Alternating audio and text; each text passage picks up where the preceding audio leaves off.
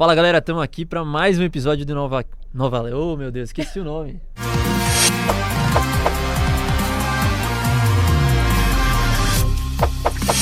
Fala galera, estamos aqui em mais um episódio do Inova Lab. Dessa vez uma convidada super especial, que é a primeira convidada mulher do podcast, então, né, sinta-se privilegiada por isso. É uma pessoa que eu admiro bastante pela capacidade de comunicar, pela energia que ela tem também. E aí, antes de eu falar um pouquinho de quem que é, eu preciso falar do meu curso, né, de como é que eu posso ajudar você também, que tá aí buscando tocar inovação, pensar em como você pensa de maneira estratégica a inovação para você ter resultado no seu negócio. Você pode achar o link de tudo que eu conversar aqui com ela também na descrição do vídeo, tá? Então vai estar tudo fácil aí para você, tudo que a gente citar, livro, o link do curso, link para você agendar a mentoria, tá tudo aqui embaixo, tá? Você vai achar facinho. Então vamos lá. A Grazi Gomes. A Grazi, ela é formada em Direito, mas a gente não tá aqui para falar de termos jurídicos nem nada do tipo. A gente tá para falar sobre inovação, transição de carreira, sobre várias coisas aqui, né, que a gente preparou. Então, ela é formada em Direito pelo Mackenzie, mas ela se encontrou na inovação. Foi top 20 mentoras de inovação no Startup Awards. Fundadora da Innovate Me Up aqui, mentorias e treinamentos, ajuda bastante aí profissionais nesse processo de transição de carreira, porque a história dela é muito boa em relação a isso, e também ajuda empresas nesse processo de inovação, toca uns programas bem legais. E é isso. Grazi, prazer ter você aqui. Empolgadíssima, eu que tô muito feliz de estar aqui, muito obrigada por esse convite. E eu acho que pegando o olhar de agradecer pelo convite, dá uma puxada de orelha em quem tá te acompanhando, porque tem muito disso de inovação, é uma postura, é uma atividade, não meu anjo, é técnica, vai estudar com o Eric, por favor, vai fazer o curso dele, porque é exatamente para inovar num país como o nosso, os desafios que a gente tem aqui, precisamos de pessoas como você que estão trazendo as ferramentas e descomplicando caminhos para isso. Então, legal. Tô muito feliz porque Obrigado. Eu também admiro muito seu trabalho. Obrigada pelo convite. Nossa, tô feliz agora, gente. Olha que beleza. Então vamos lá. Grazi, eu acho que assim, a gente vai falar sobre vários temas aqui, mas um dos pontos que eu queria entender um pouquinho de você, pra gente entrar nesse tema de transição de carreira e tudo mais, o que te levou a fazer direito? Primeiro. Perfeito. Acho que tem algumas perguntas, né? Acho que em Brás Cubas que ele fala, Deus te livre das ideias fixas. E tem alguns pontos da vida que eu sempre percebo que eles vão voltando e voltando. Então, meu olhar para direito foi, eu gosto de compreender pessoas, eu quero apoiar pessoas para perceber que pelo meu trabalho, ela saiu de um ponto A e foi para um ponto B. Pelo meu trabalho, elas conseguiram se livrar de um perrengue. Pelo meu trabalho, elas conseguiram acessar um direito que elas nem sabiam que elas tinham. Então, no processo de escolha, se eu quero impactar a vida das pessoas, e perdão pelo clichê, mas eu era uma jovem de 17 anos, eu estava liberada para ter clichê naquele momento, nesse olhar de como que eu posso usar minha experiência para ajudar a vida de pessoas e perceber uma mudança tangível, que o direito permite muito isso, né? Eu fiquei com as escolhas de curso, tinha ali também a opção de psicologia, que sempre foi algo que eu gostei muito. Mas pelo direito tinha a praticidade de que era algo que me permitia trabalhar em paralelo, que era algo que eu precisava pela minha origem, né? Vinha numa casinha de 2 cômodos ali. E era esse olhar de, então, dentre esses 2 cursos que geram diferença imediata ali na vida das pessoas, que resolvem dores que me incomodam, né? Muito desse olhar de buscar respostas na vida quais são os problemas que estão no mundo e que eu gostaria de resolver ou que me incomodam muito. Se ele incomoda muito, geralmente ele está chamando a gente para alguma coisa. E tanto no direito quanto na psicologia, eu achava essas perguntas. O olhar de direito foi muito, eu quero fazer essa mudança na vida das pessoas. E o bonito é que, por mais que ele tenha ficado para trás, a pergunta continua a mesma, a busca continua a mesma, só que agora usando outra ferramenta. Legal. Bom, eu nunca pensei em fazer direito, mas eu já pensei em fazer psicologia. Foi uma das coisas que eu pensei, porque psicologia eu gosto bastante também. Que massa. E como que você falou, né, que você tomou essa decisão, como grande parte das pessoas, você tomou essa decisão muito jovem, né? E como que é, assim, como que você enxerga essa questão de tomar essa decisão de, tipo, carreira, quando você não sabe nada da vida, né? Você ainda é sempre muito novo para tomar esse tipo de decisão. E, enfim, como que você enxerga esse tipo de desafio, assim, para as pessoas hoje? Cara, eu acho que isso é muito parte do processo de adultecer, assim, porque por mais que a gente possa discutir, então, quais outros caminhos, qual que é a idade ideal pra gente ter mais segurança de vida? Porque eu achei que seria perto dos 30, tô chegando lá e fico, tenho mais dúvidas agora. Eu já falei com os meus pais que eles já passaram dos 60, eles falam, a gente tem dúvidas também. Então, eu acho que esse processo de escolha, ele já é uma expressão do adultecer de que não vai dar pra viver de quando. Quando eu tiver mais experiências, eu vou fazer uma boa escolha, eu não vou errar. Quando eu tiver mais um diploma... Era o que dava pra fazer ali na hora. E pra aquele momento, o que me ajudou muito foi procurar referências de carreira de outras pessoas, foi conversar com pessoas que já tinham passado pelas duas escolhas, né? Tanto direito quanto psicologia. Eu tive a sorte de ter apoio de um instituto que eu era bolsista nesse momento de escolha do vestibular. E ele me permitiu ter mentoria de carreira com outras pessoas. Então, eu peguei as referências que eu tinha e com base nelas fiz aquela escolha.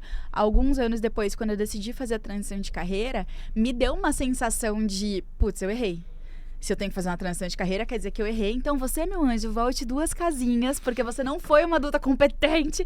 E aí eu fiquei, cara, pera, eu tô na mesma escolha, eu tô no mesmo lugar, mas não é como se eu estivesse andando em círculo, tá mais pra um redemoinho. Eu tô na mesma escolha dos 17 anos, que era o que eu vou fazer da minha vida, que carreira que eu quero.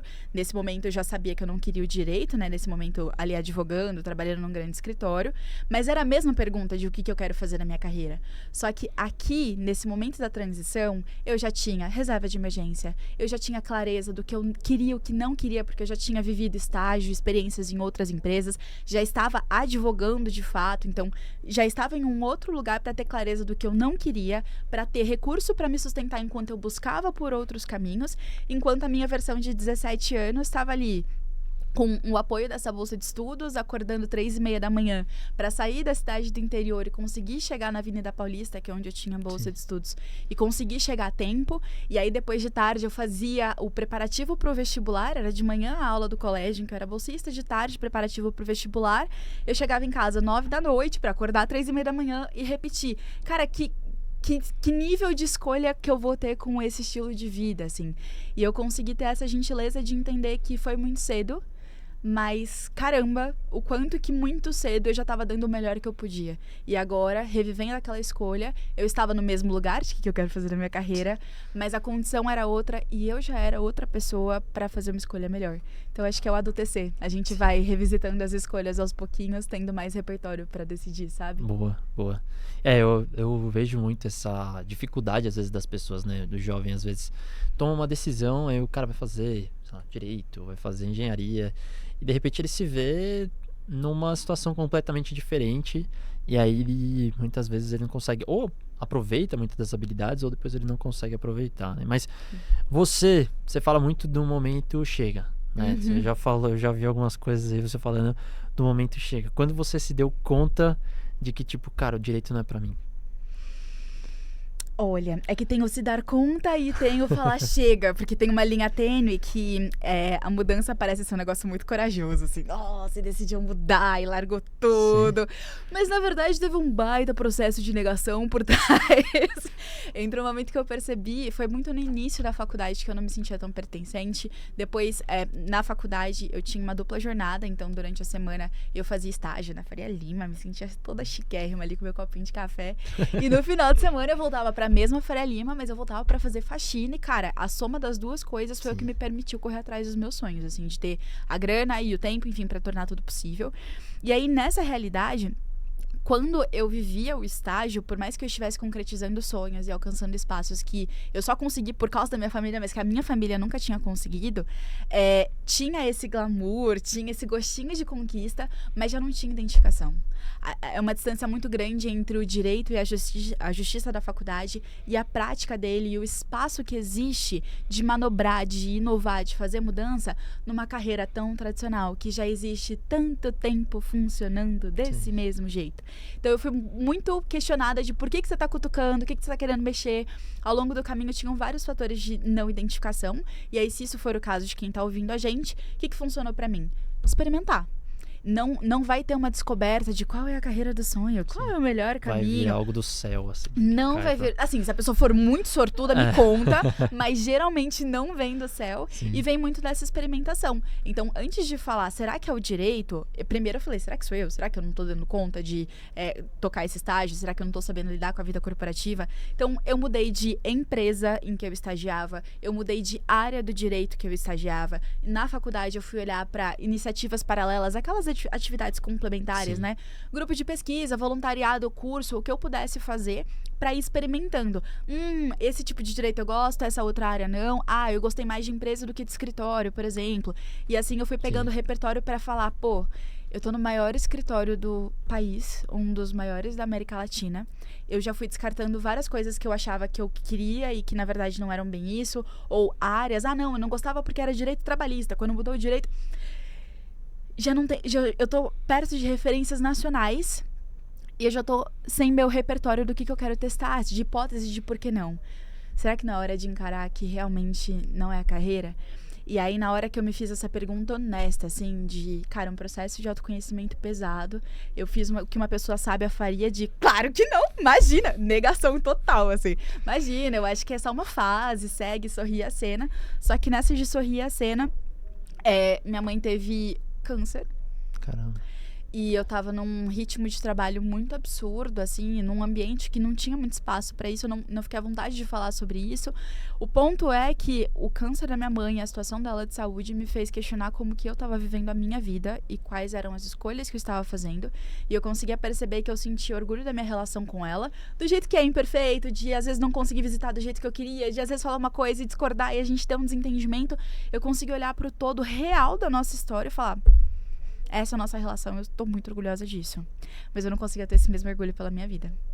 E aí esse perigo, né, esse olhar de saúde, assim, tão batendo na porta, me trouxe essa responsabilidade de, cara, eu já tentei vários caminhos, eu já mudei de rota várias vezes, eu já descartei várias possibilidades, e se eu quero mudar alguma coisa na minha vida, eu preciso ser honesta comigo primeiro. Então teve todo o processo de lidar ali com a recuperação da minha mãe, ela tá bem até hoje, Que ela bom. se recuperou, não teve retorno do câncer em nenhum sentido, a gente sempre tá acompanhando isso de pertinho. E depois que isso estabilizou, foi o movimento de como que eu posso ser mais responsável com a minha vida, e foi aí o chega. Foi aí o momento de a vida é muito curta pra eu ficar achando que eu posso ficar empurrando isso daqui, já não tá fazendo sentido pra mim. Eu tô performando e tendo sucesso de acordo com outros parâmetros, mas no fim do dia a conta não fecha e eu preciso ser honesta comigo, com todo mundo que me apoiou a chegar até aqui, sair da escola pública. E aí sim veio o chega. Sim. Muito bom saber dessa história, assim, acho que realmente, às vezes tem aquela gota d'água, né, que faz a pessoa falar, não quero mais isso, e ela pede demissão e vive uma coisa assim, mas normalmente é realmente esse acúmulo, né, esse acúmulo de várias coisas que vão acontecendo na vida pessoal, nas coisas que a pessoa vai se encontrando ou não se encontrando no que ela faz, e aí depois ela acaba, enfim, tomando a decisão, né, de tomar de fazer essa mudança, né, e aí você foi para o mundo da inovação, e aí o que te levou a partir para esse mundo da inovação? Nossa, maravilhoso isso. E até hoje que eu consigo olhar pra trás, na época era caos, né? Na época foi caos, foi chororô, foi incerteza, foi não acredito que eu estou de novo, sem saber. Porque vem a coragem, né? Chega, eu vou dizer não pro escritório famoso e grandão. Tá bom, meu anjo, você vai fazer o quê da vida agora? Você vai viver de quê? Você vai conseguir uma outra carreira como? Então foi uma pressão muito grande. E pra eu conseguir explorar novos caminhos depois dessa decisão, eu precisei ter um momento de esvaziamento, assim, que hoje eu consigo ver como um processo estruturadinho que eu até levo para mentorados, que é, primeiro, deixa eu definir, então, o que eu quero resolver. Igualzinho você ensina no seu curso ali, olhando para inovação. Que problema que eu quero resolver? Porque eu fiquei mudando de estágio, eu fiquei mudando de área, eu fiquei mudando de hobby, eu fiquei mudando de mentor, eu fiquei mudando de referência, tentando colocar a solução sem saber que o que eu queria resolver, na verdade, era a minha não identificação com o direito. E aí eu fui colocando solução ali que não estava resolvendo essa dor inicial, né? Então, muito pegando o que você ensina também, meu primeiro pilar foi esse de, tá bom, consigo assumir então que não é o direito.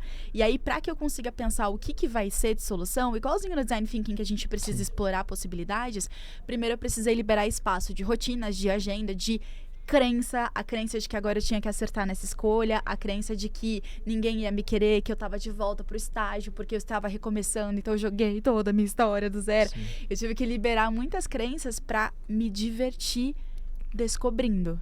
E aí, nesse caminho, entre esse processo de esvaziamento e a busca por novas referências, tava um dia no escritório e aí chega de repente Camila Schutt, fundadora da Mastertech, não sei se você conhece. Acho que sim. Camila Schutt, um mulherão absurdo, e ela chegou dentro do escritório para contar sobre como foi a jornada dela de criação da Mastertech, a experiência que ela teve com o Google, né, internacionalmente, o blog que ela criou para falar sobre mulheres na computação, e ela chega num escritório de elite, todo formalzinho, de jeans.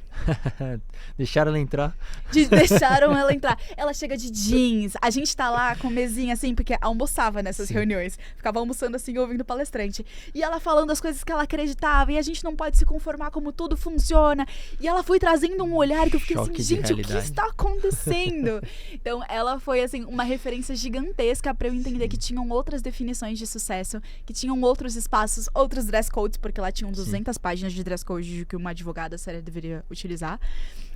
E aí, pra mim, isso foi um processo de expansão, assim, foi a Camila Schutt, depois na sequência veio também o Pedro Conrad, fundador do Banco Neon, e eu fiquei besta de ver que ele, aos 24 anos, saindo da FGV, ele fundou um banco. E ele chegou lá de jeans também. Eu fiquei, gente, Engraçado o que tá acontecendo?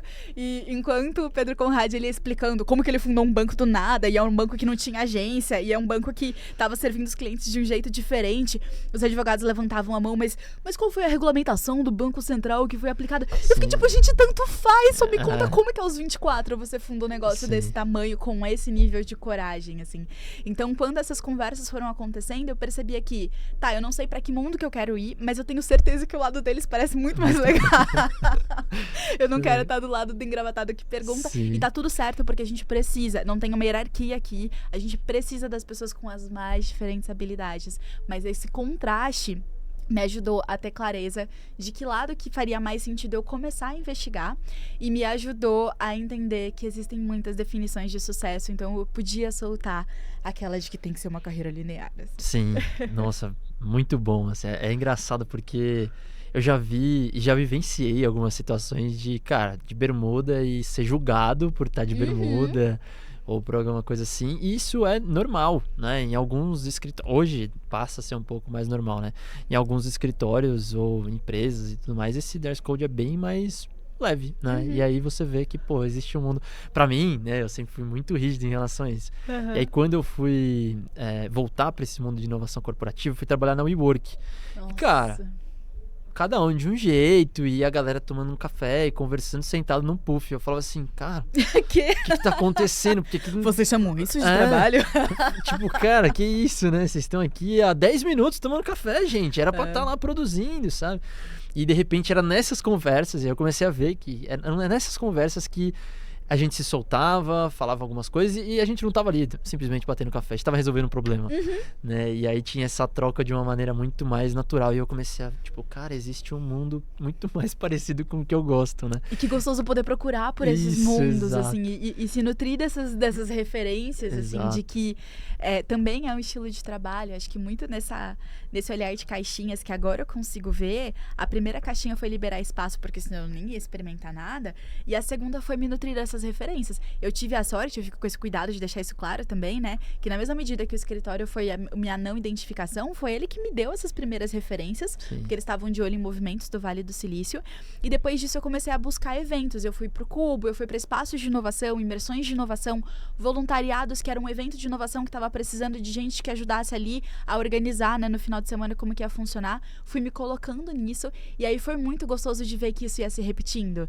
e o quanto que existem grupos diferentes mesmo dentro dessa grande bolha de inovação, tem vários mundos ali dentro, e poder experimentar isso, acho que foi muito bom. Acho que pra você foi no mesmo caminho, né? Sim. Experimentando. Na verdade, assim, quando eu fui empreender e eu comecei a ver um pouco desse mundo, né, que foi antes de eu vir pra esse mundo de inovação corporativa, eu já comecei a identificar um pouco esses padrões, mas eu voltei pra onde eu tava e tudo mais, e depois, quando eu fui para esse mundo de inovação corporativa, eu fui ver como é que as coisas aconteciam.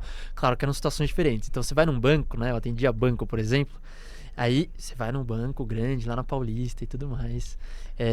Aí, você chega lá, tá todo mundo arrumadinho, tem um dress code e tudo mais. Aí, você atravessa a rua na WeWork tem lá pessoal de bermuda e tudo mais, e que estão resolvendo os problemas, às vezes, dos bancos, né? Como era o nosso caso, e etc. Então, é interessante ver essa dinâmica da sociedade, assim, acontecendo, né? As pessoas de várias formas diferentes, trazendo contribuições diferentes também, né? Pra seguir a vida, né? No final das contas. E eu acho que é esse diferente que é a chave do inovar, porque ele lembra a gente que tem escolha, que é uma coisa que eu não sentia na hora que eu tava desenhando essa carreira linear de tá ali no colégio, faz de tudo pra passar no vestibular, depois do vestibular então eu tenho que ir pra uma faculdade boa, depois eu tenho que ir pra uma empresa boa e seguir crescendo linearmente, de uma forma linear. Eu tentando acertar aqui, né? De uma forma linear. Então a escolha é, cara, tem diferentes caminhos pra chegar até lá. Hoje, em vários momentos com o público que eu lido, eu vou com a roupa mais formal e tá tudo certo, Sim. porque eu hoje tenho clareza de qual é a minha definição de sucesso. Hoje eu tenho clareza até do equilíbrio que dá pra fazer, de chegar numa grande corporação. Eu tenho vários terninhos ainda da época de advogada que são muito úteis. E eu chego com o meu terninho e falo do meu jeito. Sim. Mas agora eu sei como ele é. E pra chegar nessa escolha, teve todo esse processo de conhecer outras referências. Então, Sim. acho que só de ter essa lembrança de que dá pra escolher, a carreira ela tem mais sentido sem esperar um ponto de chegada. Tipo, o caminho tá fazendo sentido porque eu tô conseguindo tomar as decisões. A jornada vale muito mais a pena do que o que a gente espera lá no final, né? Porque depois aí você isso. chega lá na frente e você fala, bom, beleza, conquistei isso. Mas aí você tem uma rotina que não favorece sua saúde, que não favorece sua família e tudo mais. E aí quando você vê, você fala, bom, isso aqui é o sucesso que eu tava tanto procurando, então eu preciso chegar em outro lugar. Aí você fica fazendo isso até morrer. Aí morre infeliz.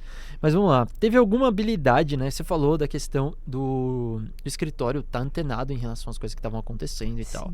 E aí, teve alguma habilidade que você desenvolveu durante o seu período no direito que se transferiu para esse mundo de inovação depois?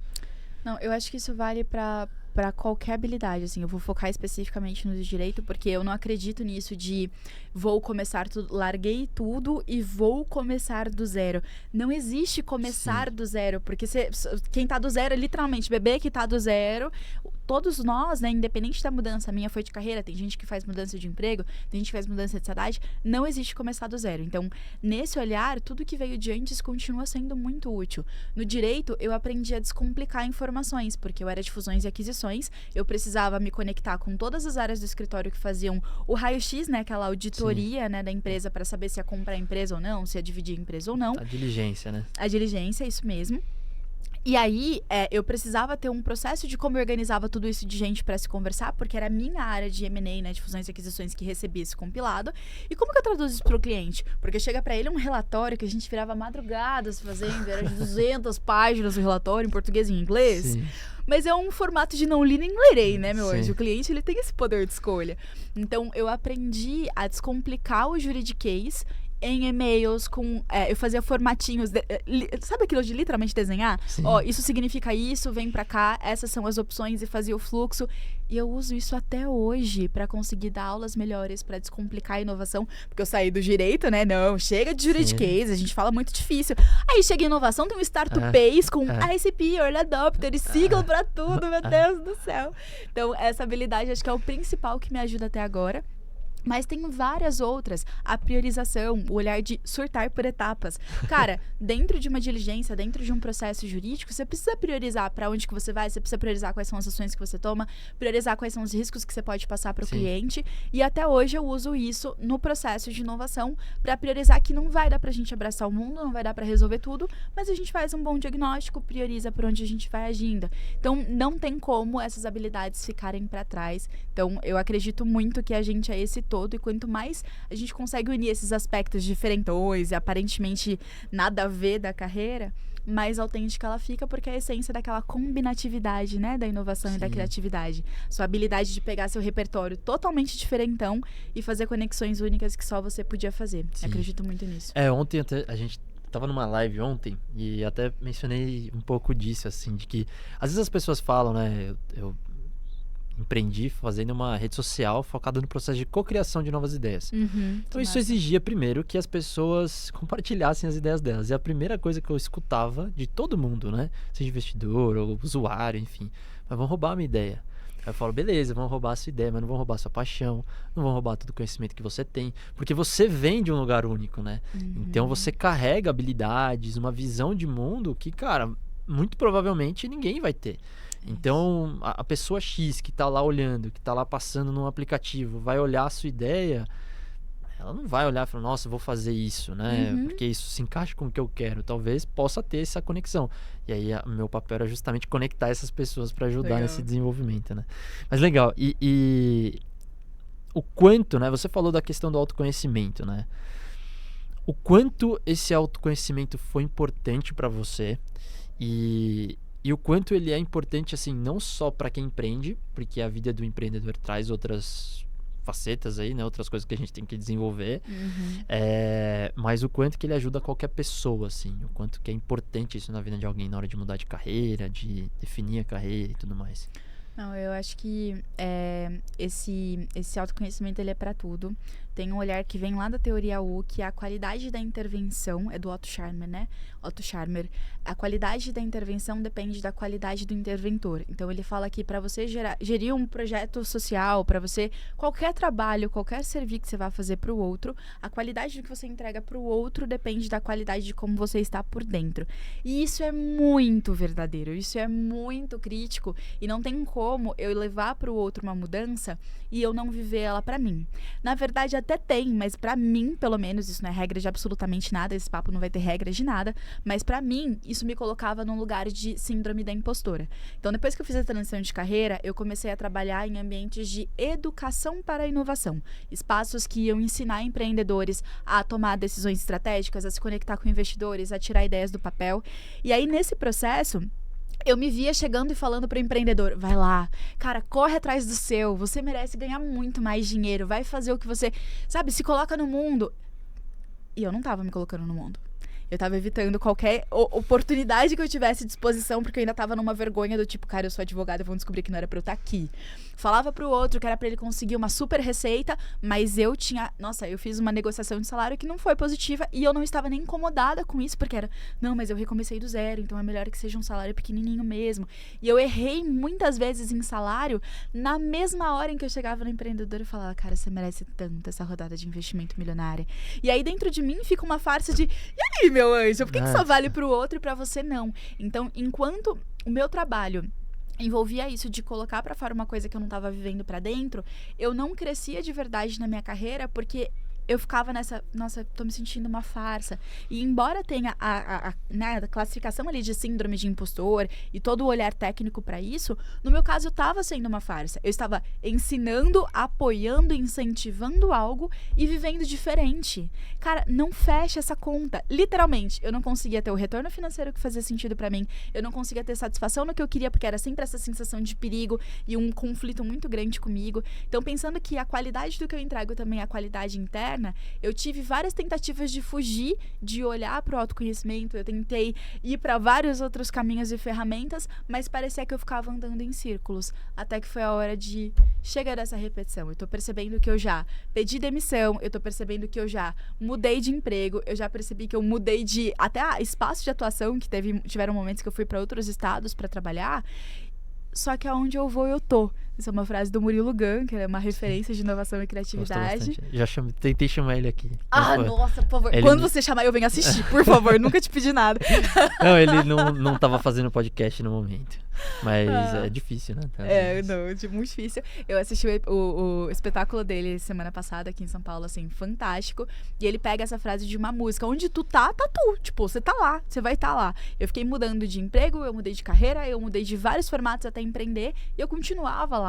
Então eu fui olhar pra esse dentro pra conseguir desbloquear algumas caixinhas. Eu fiz isso no movimento de empreender, mas eu vejo o quanto que dava pra ter feito com mais intensidade em outros momentos da carreira, porque aí sim eu consegui dar um outro final para essas repetições que estavam acontecendo. Então esse olhar de autoconhecimento faz a gente separar o que é nosso e o que é do outro e parar de ficar tentando sofrer por perrengues e coisas que estão no controle da organização, do emprego, do lado de fora, né?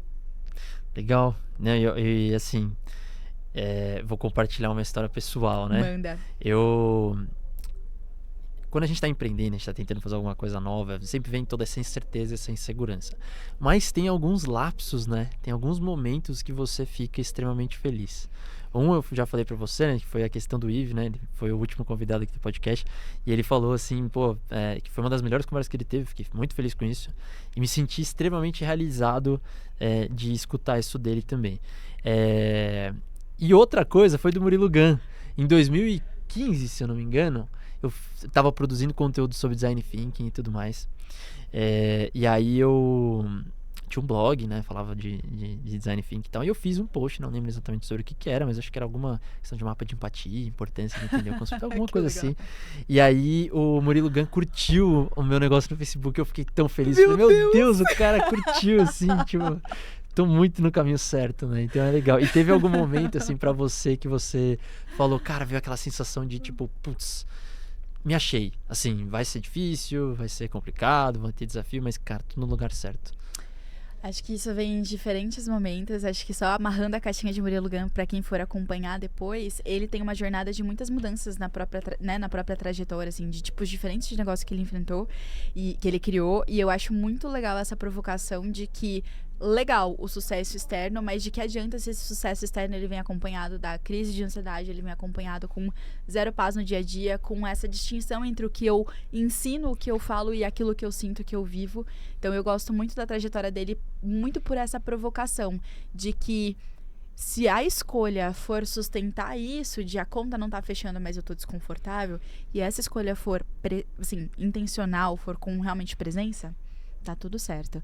Mas será que não dá pra gente quebrar um pouquinho desse automático e prestar atenção no como a gente tá no final do dia, o que as nossas emoções estão trazendo? Ele, pra mim, é uma grande referência, assim, dessa provocação. Ele é, assim, é um cara extremamente curioso, né? Você vê, assim, que eu acho muito legal a forma como ele explora isso, e ele é super aberto a aprender, tá no flow, né? Acho que ele tenta estar sempre ali nesse processo.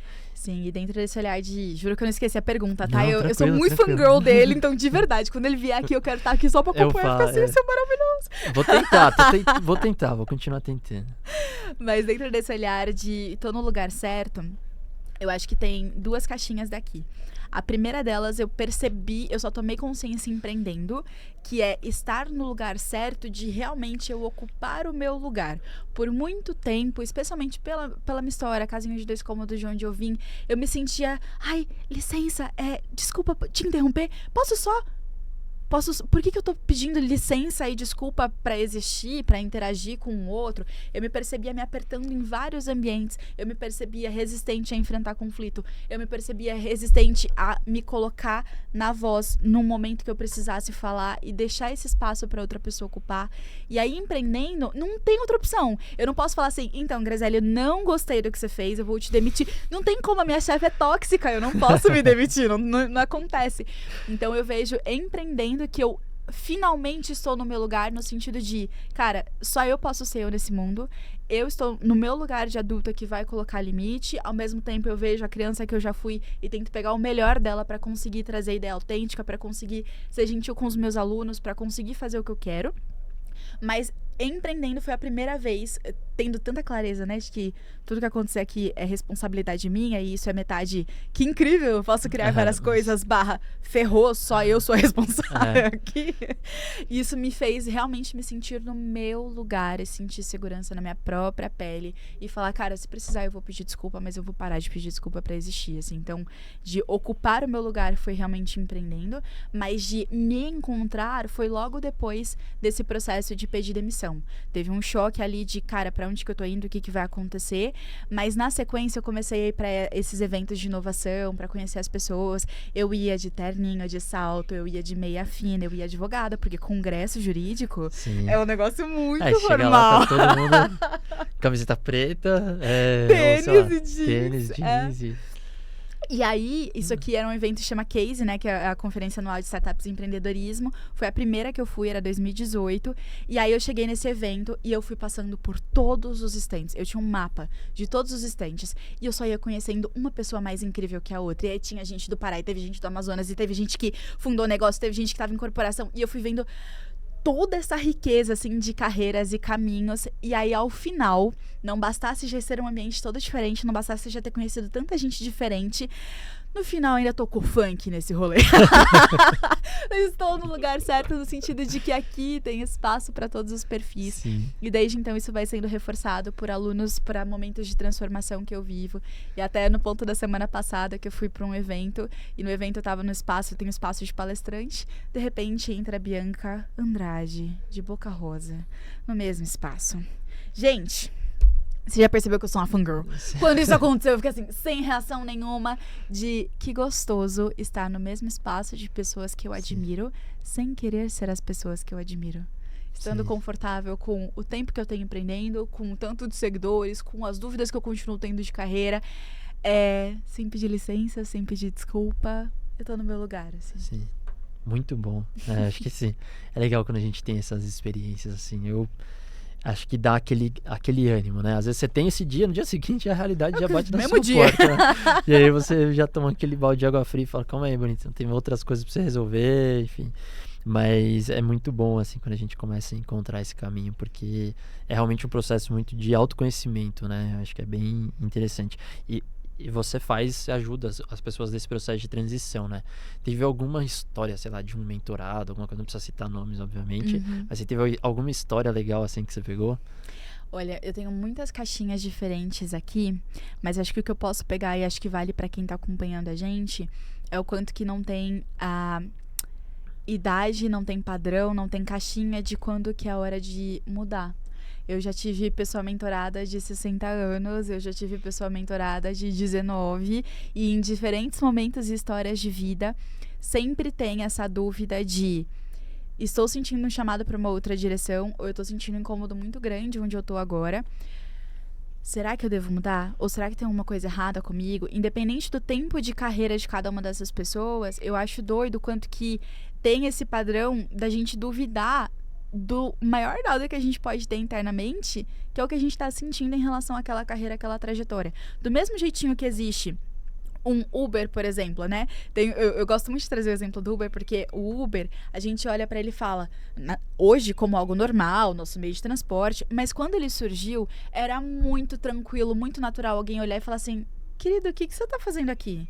A gente já tem o ônibus, que ele é mais barato. A gente já tem o quê? Táxi, que ele também traz muito conforto, já tem todo o processo de segurança. A gente tem o metrô, que é mais rápido, você não pega trânsito. Pra que a gente precisa de mais alguém tentando fazer transporte? Por que a gente precisa de um Uber? Naquela época era muito natural surgir esse tipo de resistência. Acontece toda vez que uma inovação vem pra jogo. E isso tem tudo a ver com carreira também. Porque a gente fica num caminho de, mas pra que eu vou fazer uma mudança se o outro é mais inteligente, se o outro é mais rápido, se o outro é mais alguma coisa que eu não sou. Esse olhar de comparação é o que eu vejo muito em comum em todos os mentorados que eu acompanhei ao longo desses anos. E aí vem a mesma lição valiosa do Uber.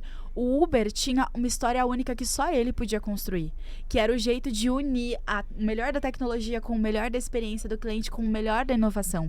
E desse mesmo jeito, eu acredito que cada um de nós, e eu vejo isso nas mudanças dos meus mentorados, que a gente também tem histórias únicas que só a gente pode realmente contar e futuros que só a gente pode construir. Eu acho que esse cuidado de lembrar que o olhar é pra dentro facilita tanto num processo de mudança, pra você confiar que legal que o direito é uma carreira gigantesca que forma não sei quantas, né, centenas de milhares de profissionais por ano. Não é porque pra Maria funcionou que eu vou copiar e colar e vai funcionar pra mim. Aqui dentro eu vou ter um indicador se aquilo tá funcionando ou não. Esse indicador é confiável e eu acho que ele é o dado tanto pra decidir se é a hora de mudar de carreira, se é a hora de mudar de CLT pra CNPJ, o movimento de empreender que nós dois fizemos. Tanto pra dar força naqueles dias em que, você não tá no camarim, você não tá com aquela pessoa entrevistando que você acha super bacana. Cara, você tá na vida real com um monte de desafio que tá acontecendo e tá tudo bem, porque a definição do sucesso ou da qualidade, ela não tá do lado de fora pela curtida do outro, pelo indicador do outro. É pelo fato de você estar no seu lugar e por mais que seja um dia difícil, você vai dar um jeito. Sim. Porque é só você que pode tomar essa decisão, né? Sim, e acho que no geral a gente tem essa questão de termos técnicos, né? E na inovação é super comum e a galera fala para aquela bolha, né? E acaba tirando um pouco essa inclusão, né, de outras pessoas que não estão. E isso acontece também fora, né, da inovação. Acho que em qualquer carreira, em qualquer coisa que a Qualquer pessoa área vai de conhecimento. escolher, vai ter algum tipo de termo, alguma coisa que faz com que seja meio que uma panelinha ali, né? Que só quem faz parte daquilo sabe do que tá falando, né? E na inovação isso acontece pra caramba. Como que você hoje tenta, sei lá, descomplicar um pouco isso? Você tem uma abordagem completamente leve, né, pra falar das coisas. Então, assim, é legal ver isso, mas assim, como que você tenta descomplicar esse processo? Eu acho que antes do como é o porquê, assim. E aí volta, eu vou ficar batendo nessa tecla, porque pra mim ela foi a mudança de chave do olhar pra dentro. O que me dava dificuldade quando eu chegava no microfone, numa oportunidade de falar, ou numa reunião, e eu ficava querendo resistir? A noção de que, cara, eu não sei se eu sei o que eu tô falando, porque eles falaram uns negócios muito mais inteligentes, assim. Fica nesse lugar de inadequação, de não sei se isso é pra mim. E aí, eu peguei isso e eu falei, cara, se eu tentar negar esse medo, ele vai me consumir. O nosso corpo trai, né? Você tenta usar a técnica de linguagem corporal. Ah, eu tô muito seguro, tô muito confortável. Você tá assim, ó. O corpo, ele vai falar a verdade dele de um jeito ou de outro. Então, já que é assim, e já que esse olhar de comunicação, de ensino, porque educação mudou minha vida lá atrás, quando eu acordava 3:30 da manhã, mudou a história da minha família, já que eu quero levar isso para mais pessoas, eu preciso passar por essa barreira. Mas eu não passo por essa barreira negando esse medo, é assumindo ele. Então, muitos dos meus conteúdos, especialmente quando eu comecei a ensinar, e eu comecei a ensinar voluntariamente, era no caminho de quem quisesse me ouvir, vai me ouvir, eu vou lá de graça, faço o que eu precisar fazer, para ir treinando essa habilidade. Eu fiz isso por muitos anos, enquanto eu estava em outros empregos, enfim. Então, nesse processo de me experimentar ensinando, que era aquilo que eu queria fazer, aquilo que eu acreditava que faria sentido para minha carreira e também o meu melhor jeito de servir as pessoas, eu começava assumindo isso. Falava, gente, eu venho dessa casinha de 2 cômodos aqui, isso aqui me dá esse medo de não pertencer, de achar que eu não dou conta, que não é pra mim, e eu não quero que o meu conteúdo, que o meu jeito de ensinar te faça sentir isso. Então, sabe o Techniquez? Eu vou jogar fora, eu vou trazer exemplo bagaceira, eu vou trazer memes diferentões, eu vou trazer, assim, os paralelos mais próximos que eu puder pra descomplicar a linguagem, porque quando a gente ensina qualquer coisa fora do ambiente acadêmico, o objetivo é que a pessoa possa usar aquilo. Dentro de uma corporação, o olhar de inovação é como que ele usa a inovação para aumentar a receita, para reduzir custo, para aumentar a performance. Dentro do olhar de mentoria, eu não quero que a pessoa grave todas as técnicas e referências. Eu quero que a pessoa faça a mudança que ela se sente chamada para fazer com segurança, do jeito mais autêntico possível. Então eu peguei isso que era um medo e transformei isso como um cuidado, como um método mesmo para descomplicar. E aí hoje, Eric, dá, assim, alunos são prova de que, assim, chega no nível bagaceira. Para ensinar design thinking, todo o processo do duplo diamante, de que primeiro você vai ali ampliar as suas descobertas, depois você fecha nisso e faz uma segmentação, eu aviso, gente, todo mundo aqui agora é agente secreto. Aí eles ficam assim, ó. Como assim, Grazi, agente secreto? Sim, vocês vão procurar um problema vilão dentro dessa empresa. E esse problema vilão, ele tem essas características aqui. A gente não tem foto dele, tá? Igual lá no FBI, a gente não tem foto desse vilão. Mas ele vai gerar algum tipo de prejuízo muito impactante para vários atores aqui dessa empresa. Ele vai ter esse padrão de comportamento de só poder ser definido com palavra negativa. O vilão não é otimização de performance. Otimização é incrível, performance é incrível. O vilão é desperdício de grana, de recurso, de tempo. O vilão é problema de reputação. E eu vou usando esses paralelos de filme de FBI, de agente secreto, para incentivar que eles investiguem dentro de uma grande empresa quais são os desafios que estão sendo vividos, até o momento que, assim como no filme, eles têm o final feliz ali, que o FBI fala pra imprensa que conseguiu solucionar. Então eu tento buscar analogias que vão facilitar essas referências e volta pra combinatividade, de que essas analogias, elas são muito do nosso jeito. Tem um cara que eu admiro muito, assim, e eu trago essas pessoas porque eu precisei me nutrir de várias referências para achar o meu jeito, que é o Thiago, que no LinkedIn ele vai falando como ele pode tirar ideias do papel, ele tem conteúdo, tem um livro dele também, tem, enfim, vários canais ali que dá para encontrá-lo, mas eu acompanho o Thiago para tirar ideias do papel pelo LinkedIn. E ele fala, cara, primeiro, coloca no papel o basicão. O que você quer comunicar? Qual que é o jeito que todo mundo ensina design thinking? Qual que é o jeito que todo mundo ensina mudança de carreira? Qual que é o jeito que todo mundo faz uma reunião? Depois que você fez o mais prático, que era mais fácil, que era colocar o normal, tenta pensar, cara, qual que é o meu jeito de fazer isso? Qual que é uma referência de um filme que eu gosto? Qual que é a referência de um meme que eu gosto? Qual que é a referência de um hobby que eu tenho que eu posso colocar aqui? E aí, daí desse olhar de pegar o básico para tirar o maior obstáculo e depois você encontrar o seu repertório, que saem esses paralelos. Tem gente que vai ensinar olhar de indicador, fazendo um paralelo de indicador com atletismo e esporte. Sim. Lindo! É o jeito próprio de colocar aquela informação no mundo. O importante é que seja o mais genuíno possível para a pessoa e isso vai sendo aprimorado ao longo do caminho, né? E como que você definiria inovação de uma maneira descomplicada? Cara, com a frase de que inovação é uma nova ação para resolver uma dor relevante para as pessoas envolvidas ali. Ponto. Ponto. O que é dor? É uma coisa que eu tô tentando fazer que tá sendo muito trabalhosa, é um resultado negativo, é a sensação de que eu tô andando em círculos dentro do contexto corporativo. Dor é problema de reputação, é aquele custo altíssimo para conseguir um lead, ou é a taxa altíssima de clientes que estão indo embora. Dependendo do contexto, dor vai mudar, pode ser uma dor interna de equipe, mas, cara, uma nova ação. Se essa nova ação, né, porque não adianta eu continuar fazendo as mesmas coisas e querer ter mudança ali. Diferente, Não é, veio do Einstein, isso não adianta.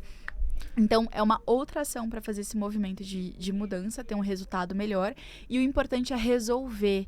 Quando a gente fala de Uber, de bancos digitais, do iFood, que são soluções que começaram como startups e hoje são gigantescas, elas conseguiram ser gigantescas não só pela tecnologia revolucionária, mas elas conseguiram ser gigantescas porque essa tecnologia estava resolvendo coisas importantes para as pessoas.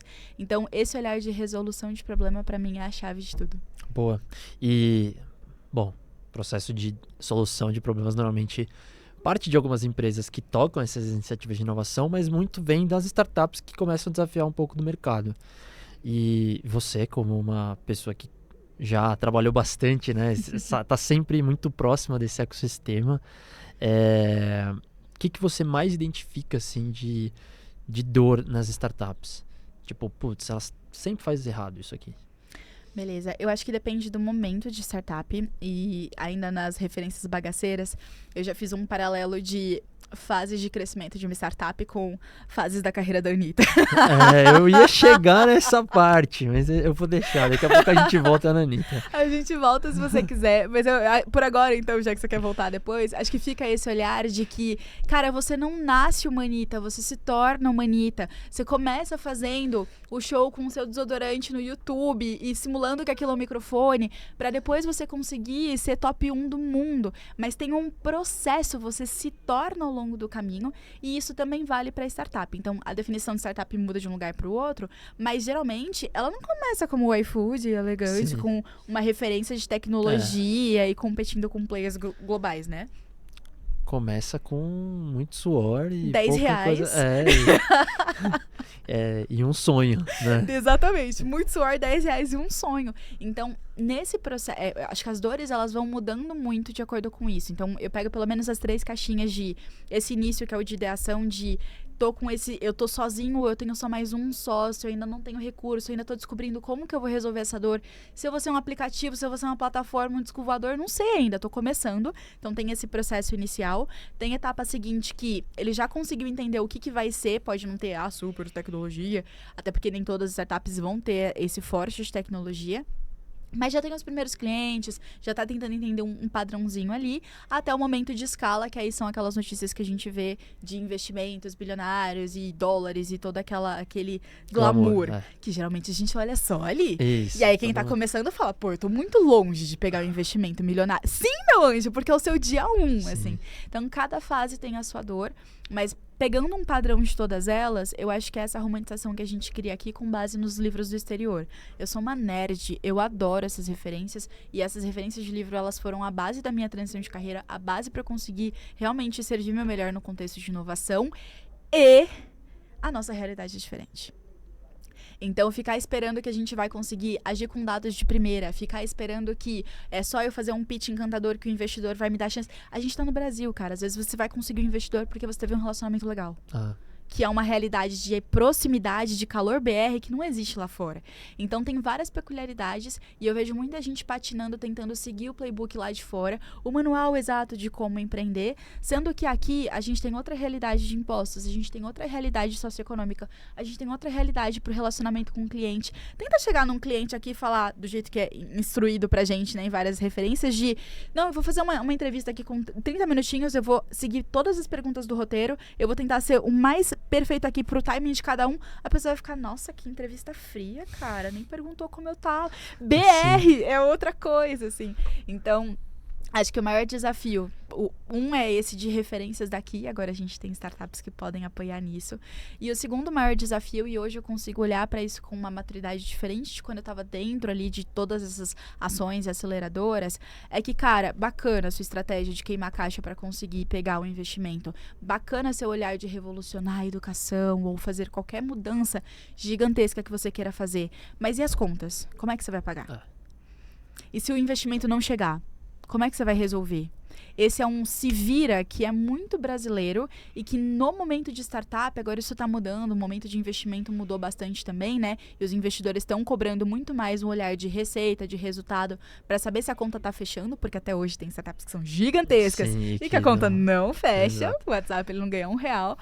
Mas nesse olhar de como que eu posso gerar esse resultado, porque se a gente está num cenário mais árido, se as referências de fora não vão valer sempre para você, se ainda tem uma barreira muito grande para a tecnologia, se ainda tem uma barreira muito grande para chegar nos celulares das pessoas, porque tem gente que não está com acesso à internet decente ainda, você vai ter que se virar nisso, né? Então, eu acho que esse é um ponto aqui de desafio que está mudando no mercado, esse olhar de fazer as próprias vendas, conseguir se virar nisso, que é gigantesco, é um desafio absurdo. Eu falo com a identificação empreendedora do quanto isso é difícil, mas que é necessário, porque senão fica muito no lugar de que o outro vai me trazer um investimento, o outro vai me trazer oportunidade e a vida adulta é outra coisa, né? E essa caixinha de como que dá para eu trazer o melhor da referência, mas aplicar para o nosso jeito itimalia brasileiro de fazer as coisas. Sim. E como que, assim, acho que tem essa visão das startups, mas tem a visão das empresas, né? Empresas já consolidadas, às vezes grandes ou não tão grandes assim. Quais são os principais desafios que as empresas têm assim hoje? Maravilhoso. Eu gosto que agora eles estão chegando mais pertinho, né? Eu gosto de me colocar hoje como esse elo entre o melhor da tecnologia no sentido de essas tendências, essa ousadia empreendedora que sempre me encantou muito. Esse olhar de perguntar como que pode ser diferente, como que eu posso servir os clientes de um jeito único. Todo esse movimento de decidir com base em dados, enfim, do olhar empreendedor que eu aprendi no contexto de startup, hoje eu consigo trazer junto com o melhor, assim, do legado, da estrutura de empresas centenárias que sobreviveram a várias promessas de fim do mundo, a várias tendências que não chegaram em lugar nenhum e que tem essa percepção de, cara, não é assim que a banda toca. Então, dá pra gente trazer o melhor desses dois mundos. Eu acredito muito nessa conexão como um futuro competitivo. E dentro de empresas hoje, pensando do tamanho delas, né, pensando no volume de pessoas envolvidas, toda a complexidade, o maior desafio é conseguir ver a utilidade da inovação. Nesse bafafá de glamour, olha, pra você ser inovador é só ter um puff colorido. Aí você coloca um espaço de café bem agradável pra... Não, ser inovador não é sobre isso, né? Então, pensando que as empresas estão com uma queda de longevidade, porque empresas que não estão inovando, elas realmente estão ficando para trás cada vez menos, a gente tem essa previsibilidade, né, de empresas que vão ficar por mais tempo, inovação deixa de ser um frufru, uma tendência, um jeito cool, uma marca empregadora, e vira uma competitividade no futuro. É o jeito hoje de eu resolver problemas hoje, focar nas necessidades de todo mundo que está envolvido aqui hoje, para amanhã eu continuar competitivo do mesmo jeito que foi nas dezenas ou centenas de anos em que essa empresa existiu. Então, esse olhar de utilidade vai mudando muito de um lugar para outro. Tem empresas mais maduras, né? A gente estava conversando nesses bastidores, que elas vão olhando muito mais para a questão de inovação aberta. Poxa, será que eu quero investir numa empresa? Você trouxe um pouco desse olhar que eu achei assim, muito massa. E para chegar nisso, assim como a Anitta não começou, né, sendo a top 1 do mundo, para corporações o primeiro desafio é Quais são as dores que eu posso resolver aqui dentro por meio da inovação? Eu preciso mostrar resultado para depois conseguir falar, não, tudo bem, a gente consegue assumir um risco maior. Olha, vamos ver se a gente investe em alguém. Vamos ver se a gente faz uma parceria externa. Antes de fazer isso com o externo, a corporação precisa fazer internamente primeiro e entender que ela colhe benefício com isso. E esse primeiro gostinho de valor mesmo, né, de proposta de valor da inovação, eu acho que é o principal desafio que elas enfrentam. Boa. E tem muito erro nessa jornada, né? Sempre. Cita um erro, assim, muito comum. Que você fala, sempre... Tá, eu vou pegar um que eu posso trazer ele aqui porque ele não vai expor ninguém. Eu vou pegar um de startup e depois a gente vai para de empresa. Eu acompanhei nesse processo de foco no cliente, que deixou de ser uma frase de impacto na parede e virou uma necessidade para continuar existindo no futuro. Teve uma empresa que ela se propunha a fazer uma comunicação corporativa mais eficaz. Então, oi, grande empresa, que você está aí com o seu desafio de conseguir passar para uma planta de uma indústria ou para o chão, né, da sua loja ali, o que está sendo decidido, alinhado, o que é prioritário dentro do corporativo. Você está com essa dúvida? Conta com a minha startup que ela vai fazer a ponte entre esses dois lados. Poxa, sensacional, são públicos internos completamente diferentes, é uma dor real das empresas, e aí essa startup começou a fazer essa solução. Ela foi falando com a empresa, ela foi desenvolvendo suas soluções, um time de tecnologia de 17 pessoas no primeiro semestre, e aí corta para o lançamento, a solução está pronta, a gente vai fazer um aplicativo que vai revolucionar a comunicação corporativa. E aí eles chegam lá na fábrica, e eles encontram um colaborador com aquele celular da Nokia, sabe, da cobrinha, o tijolão nostálgico. Como é que eu coloco um aplicativo revolucionário ali? Faltou o foco no cliente, né? Faltou o foco. Eu foquei no cliente e não foquei no usuário, né? Eu não foquei na pessoa que eu precisava servir. E aí isso quebra a lógica da inovação de que não adianta eu criar algo que é bom para a empresa e não é bom para o colaborador que faz parte dela e que vai usar aquela solução. Então, eu gosto de trazer isso para o quanto que não era uma questão de integração do aplicativo. Vamos colocar uma outra tecnologia para que o SMS chegue no celular do Nokia da pessoa. Era o simples, vou conversar com 10 colaboradores antes de desenvolver. Antes de contratar 17 pessoas de tecnologia. Faz um protótipo, né? É tão simples hoje. Você faça um protótipo tosco, pelo menos, né? Pode ser num papel, pode ser no Miro, pode ser, sei lá, de qualquer outra forma. Mas começa a testar de uma maneira que você não coloca 17 pessoas. Você 17 pessoas, né? 17 pessoas. No primeiro semestre. Assim, eu acho hoje em dia a gente tem do ponto de vista de tecnologia, né? E de conhecimento, tem uma forma muito mais fácil de você testar algumas ideias hoje, de você começar. E, cara, não exige muito dinheiro, muito conhecimento extraordinário e tal. Exige, cara, exploração, curiosidade e falar, bom, deixa eu entender exatamente como é que as pessoas estão usando isso. Porque é aquilo, né? Ao invés de você desenvolver o aplicativo, se você só desenvolve a tela, cria ali uma certa interação, às vezes, né, dentro das telas, você já tem um negócio meio que quase funcional e você já vai captar. Se o usuário olhar e não entender nada, você sabe que não adianta você continuar desenvolvendo aquilo que não vai dar bom, né? Mas você sabe logo, né? Exato. Não daqui a 5 anos, exato. E aí o ponto é você ir acertando esse ciclo até justamente seguir, né? Mas do lado das empresas, como é que você vê assim de erro comum? Do lado das empresas, assim, é muito... É doido isso porque a gente fica... Pô, eu não quero inovar porque eu não quero errar, porque ficou divulgado, não, inovação é só a gente errando e acertando. Cara, não, a gente não sai desse lugar de tá tudo bem não ter uma performance legal, não, tá tudo bem a gente investir grana num protótipo, não é um tudo bem, é um olhar de, partindo do pressuposto que eu não controlo tudo na vida, qual que é o espaço mais controlado, qual que é a menor versão do jeitinho que você trouxe, né? A mais segura, a mais rápida, a mais barata, a que menos impacta a reputação, pra eu testar pequenininho. Aí eu erro nesse minúsculo, nesse ambiente controlado, pra depois transbordar isso pra mais gente. Só que tem gente que pula esse racional e fala, essa galera de inovação que gosta de errar... Né? Ou já acha que já conhece tudo. Já tô nesse mercado há não sei quanto tempo e não sei o quê, e aí de repente... Sempre funcionou assim, né? Ou esse medo do tipo, não, essa galera da inovação fala que quer errar. Você acha que eu tenho tempo pra errar? Eu preciso bater meta. Inovação tá aqui pra isso, pra te ajudar a bater a meta, né? Não é ser condescendente com um erro e falar, é tão gostosinho errar. Gente, odeio errar. Acho que esse é o maior desafio que vem aqui do contexto de inovação. Só que o único jeito de eu não errar é não fazer nada. Exatamente isso. Não fazer nada. E aí, dentro desse olhar, eu já identifiquei empresa que tinha 21 milhões de dólares pra receber E o processo de faturamento não permitia que esse dinheiro chegasse em menos de 6 meses. Mas não era uma questão regulatória, não era uma questão externa. Era uma questão de sistema em cima de sistema e uma pessoa que cuidou dali, a outra área olhou só pro próprio pedacinho. E desse mesmo jeito... Uma coxa de retalhos, né? Uma coxa de retalhos. Eu fui contratando várias tecnologias, eu fui envolvendo mais pessoas, porque tem essa noção de que se eu faço mais esforço vai dar mais resultado. E aí a inovação vem para falar... vamos tirar ruído, vamos tirar tudo isso de gente, vamos tirar tudo isso de plataforma para que a experiência seja mais fluida. Porque que delícia você ter tudo isso de milhões para chegar... É um problema bom, né? É um problema maravilhoso e é um jeito muito rápido de usar a inovação como meio e não como um jeito forçado de tendência, assim.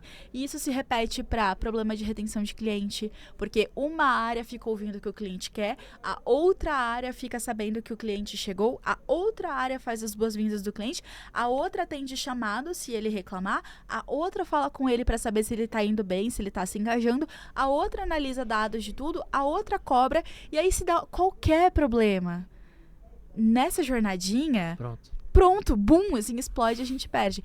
Então, eu acho que muito do olhar da inovação hoje é simplificar essa complexidade que existe em inovações, e eu tô trazendo exemplos aqui com um cuidado muito gigantesco de que não é algo particular de uma área, isso não é sobre o faturamento, isso acontece em manutenção, tempo de parada de fábrica, isso acontece para várias dores que acontecem, né, dentro de uma empresa, ali o olhar de retenção de colaboradores, mas o ponto é o simplificar, mas com base naquele livro do essencialismo. Sim. Não é um simplificar de corta, menos é mais e vai dar tudo certo. O que é essencial aqui? O que a gente precisa resolver? O que o nosso cliente espera depois de falar com todas essas áreas? O que a gente está esperando com tantas camadas de proteção para faturar algo? A gente está com cuidado de não cobrar errado. A gente está com cuidado de não esquecer de pagar imposto. A gente está com cuidado de manter tal ator ali importante sabendo disso. Beleza, sabendo dessas 3 premissas que são essenciais, eu consigo simplificar sem ser simplista. Eu consigo achar um jeito mais ágil de resolver essa dor. Exato. E é engraçado porque eu já peguei desafios assim, por exemplo, na área jurídica, com plataformas que fazem tudo e não fazem aquilo que a área precisa, né? E aí quando você olha, fala, tá gastando uma grana com uma plataforma super X aí, e de repente tem o que você precisa é algo muito mais simples. Né? E aí é o olhar justamente de, vamos facilitar a sua vida, né? Vamos resolver o seu problema, né? Não, dentro desse olhar jurídico, eu acompanhei uma empresa que ela tinha vários casos de cobrança. Aquele caso que, tem um cliente, prestei um serviço ou ofereci um produto, e aí o cliente não pagou, e aí eu tenho que falar pro juiz, olha, meu cliente não pagou, juiz.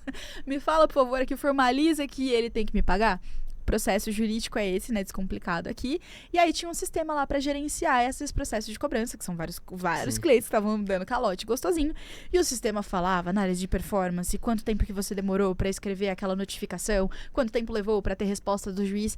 Mas o sistema esqueceu de fazer uma coisa que era muito básica, que era onde está a maior probabilidade de retorno. Porque o sistema ajudava a seguir passo a passo o processinho de cobrança. Só que quando uma pessoa, eu acho lindo que foi uma pessoa estagiária que parou para analisar esse histórico, quando ela parou para organizar o volume de casos de pendência de grana e o volume de grana em cada um desses casos, ela percebeu, eu não lembro agora o percentual, mas era assim, 14% dos casos representando mais de 80% do retorno financeiro. Representando mais de 80% de chance de conseguir grana ali. E a gente tentando catar milho com todos os centenas de processos rolando, e ela vendo sem a tecnologia. Ela foi pegar, claro que tem, né, ela tem o Excel ali, tem um bastidor de análise de dados, mas o sistema tentando fazer como sempre funcionou, e ela pegando esse extrato, usando a habilidade dela analítica para identificar que tinha mais chance de retorno num outro espaço. Então, tem muito... Onde tem problema, onde tem dor de cabeça, onde tem aquele processo que você fala desse processo na empresa e todo mundo fica, vixe, aquele sistema. Ali tem uns milhões que podem ser tirados por meio da inovação. Assim. Muito bom. E... voltando para a Anitta agora. Vamos de problemas nas plataformas jurídicas para a Anitta. Existe ainda o plano de você virar a Anitta da inovação, conforme você falou? Não, você falou, vamos para a Anitta, eu estou preparada. Gente, assim, não tem como. Ai, que mulher incrível. Não tive esse plano, tá? Eu estou muito lisonjeada com ele. Mas eu quero pegar esse momento como um gancho de, olha como em todos os nossos espaços, do jurídico, da grande corporação, até o funkão da Anitta, tem oportunidades da gente se reinventar. Olha que potente isso dela conseguir ter inovado na história dela, de sair do meio da comunidade e ela conseguir chegar no top 1. E ela chegou lá integrando estilos musicais diferentes. Ela chegou lá fazendo o que as pessoas falaram que não ia dar muito certo, que era esse negócio dela cantar sozinha ao invés de ter acompanhamento, que era esse negócio de ficar buscando colocar funk com outros estilos de música. E isso é muito, muito, muito incrível. A gente tem mais um case de sucesso, assim como a gente tem o iFood, por exemplo, o Nubank, como case de sucesso de quem inovou, né, dentro do contexto de mercado. Ter na música também o exemplo de alguém que inovou e conseguiu sucesso do próprio jeito, usando aquela combinação de fatores próprios, né, de acordo com o próprio repertório. Então eu acho isso muito fantástico. É mais uma pessoa que eu sou, assim, absolutamente fangirl, pelo jeito como ela vai quebrando todas as expectativas e servindo a audiência dela ao mesmo tempo, assim. Boa. E o que você participou do processo do LinkedIn for Creators, né? Isso. E o que mudou ali depois? Mudando, né, assim, indo para a parte de comunicação, né, de maneira geral. Massa. Então, o que mudou ali para você depois disso? Massa, eu acho que tudo muda durante, né, no fim das contas, e acho que contexto para quem for acompanhar, o LinkedIn, ele tem várias iniciativas, ele é uma plataforma muito de comunidade, diferente de outros lugares que a gente fala, o algoritmo está fazendo isso, fazendo aquilo, tem um algoritmo ali, tem uma tecnologia maravilhosa, e existe um grupo de editores que vão acompanhando, pessoas que vão acompanhando a qualidade das contribuições, pessoas que vão filtrando tendências e fazendo esses testes ali. E dentro disso, existe o LinkedIn for Creators, que é um espaço em que criadores eles têm mais acesso a essas pessoas do LinkedIn, a editoriais que são exclusivos. Existe o LinkedIn Top Voices, que a gente conhece mais, que reconhece, né, essas vozes que se destacaram na plataforma. E existe esse programa de aceleração, eu não sei se tem expectativa dele ser lançado de novo, então deixo aqui de todo modo, que é um programa de aceleração que aproximou tanto criadores que estavam começando, quanto criadores já LinkedIn Top Voice, de pessoas do LinkedIn, tanto nacional quanto internacional, de outros criadores de conteúdo. E para mim foi um marco muito interessante para tornar essa rede é a minha rede favorita, sim. O LinkedIn é meu favorito de todos, porque eles trouxeram com um cuidado de aqui a gente quer vozes autênticas. Aqui a gente não quer copia e cola de fanfic, aqui a gente não quer copia e cola de gráfico, aqui a gente quer ver o que aquela pessoa que tem aquele traço específico tem de contribuição. É muito o olhar de gerar conversas, e isso me deixou mais à vontade, porque é muito natural, volta para o contexto de comparação, olhar para o LinkedIn Top Voice, olhar para quem tem mais curtidas e falar, cara, então é só eu fazer um carrossel? É só eu fazer uma chamada para ação, assim, inteligente ao final? E aí a gente fica tentando se moldar no formato do outro, mas isso não é criatividade. Eu tô repetindo do outro, tentando achar uma forma, eu tô tentando me encaixar. E nesse de tentar me encaixar, por experiência em várias áreas da vida, é muito frustrante. Você vai conseguindo alguns pontinhos de sucesso, mas vai ficando muito vazio porque não tá gostoso de fazer. E aí ouvi do LinkedIn que não era isso que eles queriam, né? Ouvi do LinkedIn que eles estavam incentivando essa criação genuína, porque é só a gente que sabe, cada um de nós, nos nossos bastidores, o que é a carreira depois que a gente tá na faculdade, o que é a realidade daquele tema diferente da manchete chique, glamourosa. Sim. Então, conseguir ouvir deles esse olhar de autenticidade foi muito massa. E aí, desde então, eu consigo colocar mais o meu tom nos meus conteúdos. Isso não significa que eu vá virar LinkedIn Top Voice, não significa que é tudo que bomba, mas significa que eu fiquei à vontade para quebrar um pouco disso que é muito comum do LinkedIn, de gostaria de compartilhar que eu obtive um novo certificado. Cara, você não chega em ninguém na empresa para falar isso, assim, não. Tem as mensagens prontas também, né? Às vezes você vai falar com alguém e já tem uma mensagem meio pronta, e aí olá, faz tempo que não nos conectamos, alguma coisa assim, aí você fala, meu, mas, né? Quem fala desse jeito? Não, ninguém, mas na hora que a gente vai se comunicar lá, parece que a gente tem que entrar numa caixinha. E aí, se eu entro numa caixinha, a pessoa recrutadora não vai gostar, porque tem várias caixinhas iguais. A pessoa potencial cliente não vai se identificar e você vai ser mais um. Então, esse olhar, e independente de como o outro vai te ver, volta para aquilo de fecha a conta, né? Todo o trabalho de produção de conteúdo fecha a conta. Então, nesse olhar de colocar a voz ali no LinkedIn, acho que ficaram essas caixinhas de o quanto que dá para pegar muita referência acompanhando o perfil de quem já tá criando na rede há mais tempo, mas referência no olhar de o que eu quero me inspirar e não de como que eu copio isso. Fica a caixinha 2, que essa visão única, ela faz muita diferença. Então, pra quem tá acompanhando e fica com esse olhar de mas eu não tenho que contribuir, eu tô começando agora, eu fiz transição de carreira agora. Tem jornadas diferentes. Tem como publicar como especialista, já tem uma vasta experiência e muita autoridade. E esse lugar é lindo, maravilhoso, o LinkedIn é um ótimo espaço pra isso. E tem como falar de, oi, eu acabei de fazer um teste aqui, porque eu tô começando um curso de experiência do usuário. Você gosta mais desse botão ou desse botão? Cara, eu não tô falando que eu tenho 22 anos de experiência nisso. Eu tô falando que eu tô fazendo um curso disso. Eu tô aprendendo isso. Me dá feedback. Sim. É um desafio, assim, né? Acho que toda criação de conteúdo é um desafio. Pra mim, pelo menos, eu tenho, esse ano, na verdade, tentado postar toda semana. Né? Eu tinha, antigamente, tiveram épocas em que eu postava todos os dias. E eu achava conteúdo diário, assim, pra colocar não sei da onde, né? Mas a gente vai exercitando e a coisa vai ficando mais simples, né? E aí eu vi que eu parava em alguns momentos e tudo mais. E eu falei que, bom, não vou conseguir manter esse ritmo. Não adianta eu achar que eu vou manter esse ritmo, que eu vou me frustrar, porque eu vou estar postando vários dias seguidos e de repente eu vou ficar umas 2 semanas sem postar. E aí eu vou falar, bom, eu não tô postando e tudo mais.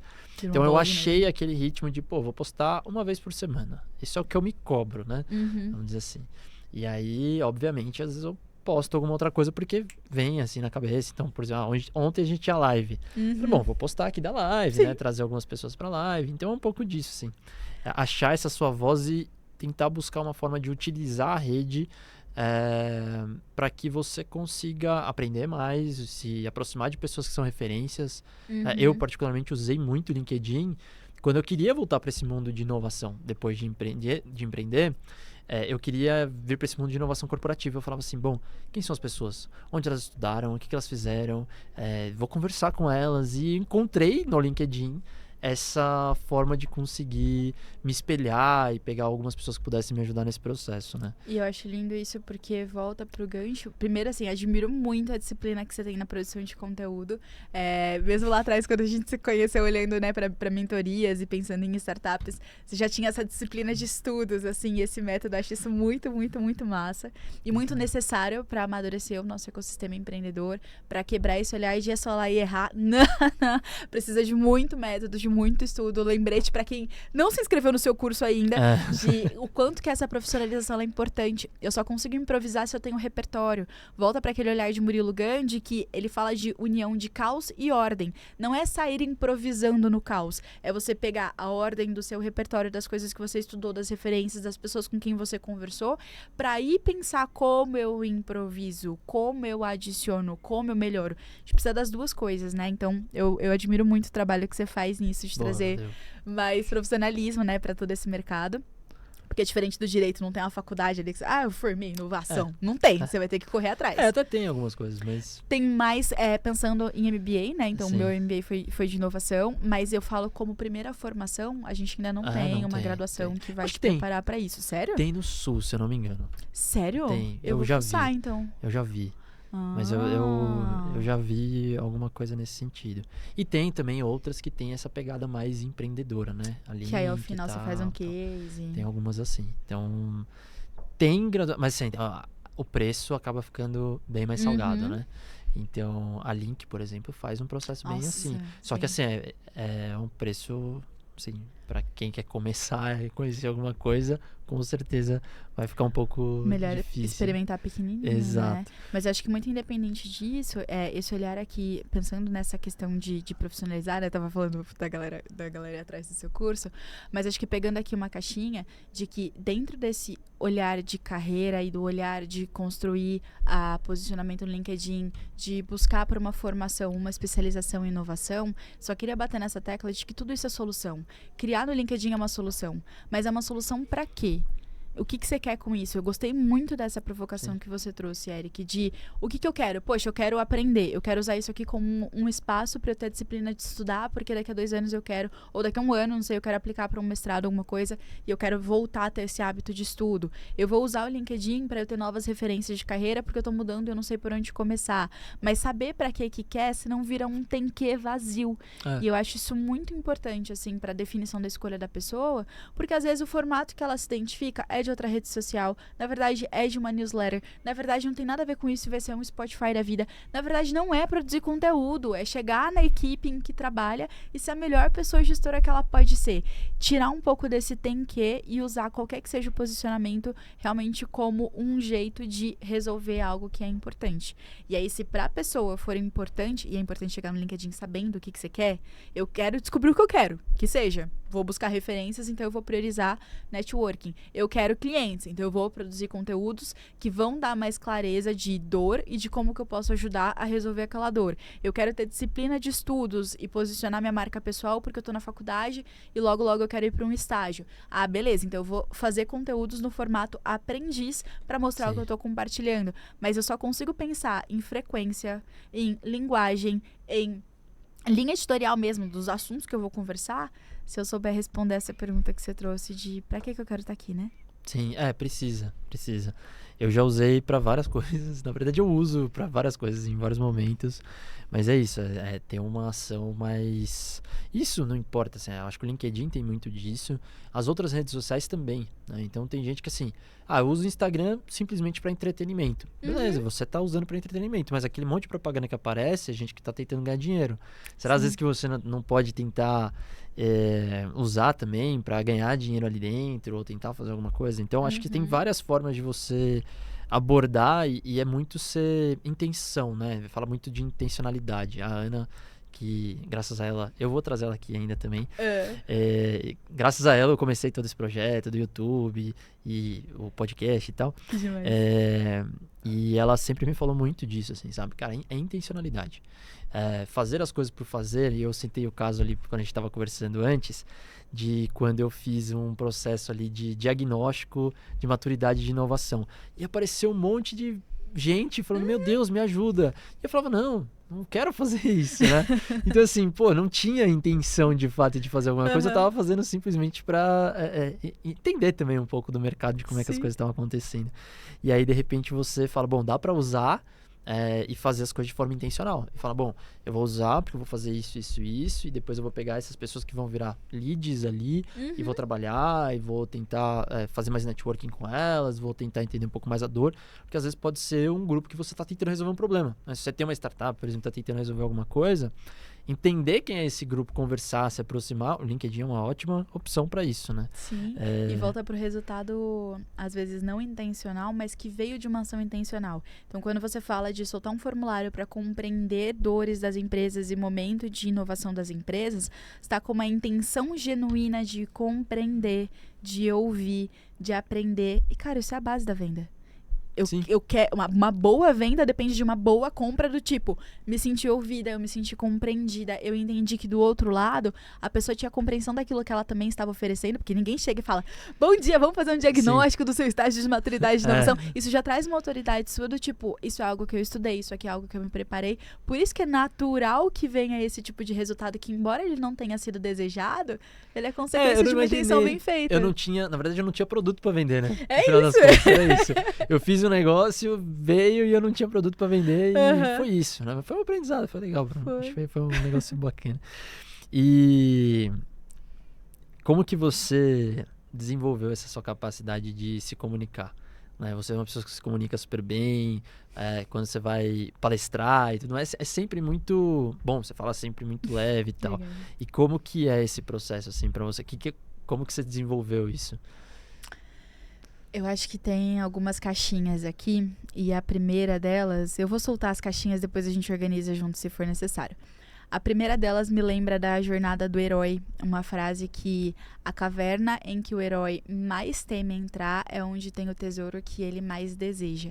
Então, a comunicação, ela me chama desde muito cedo.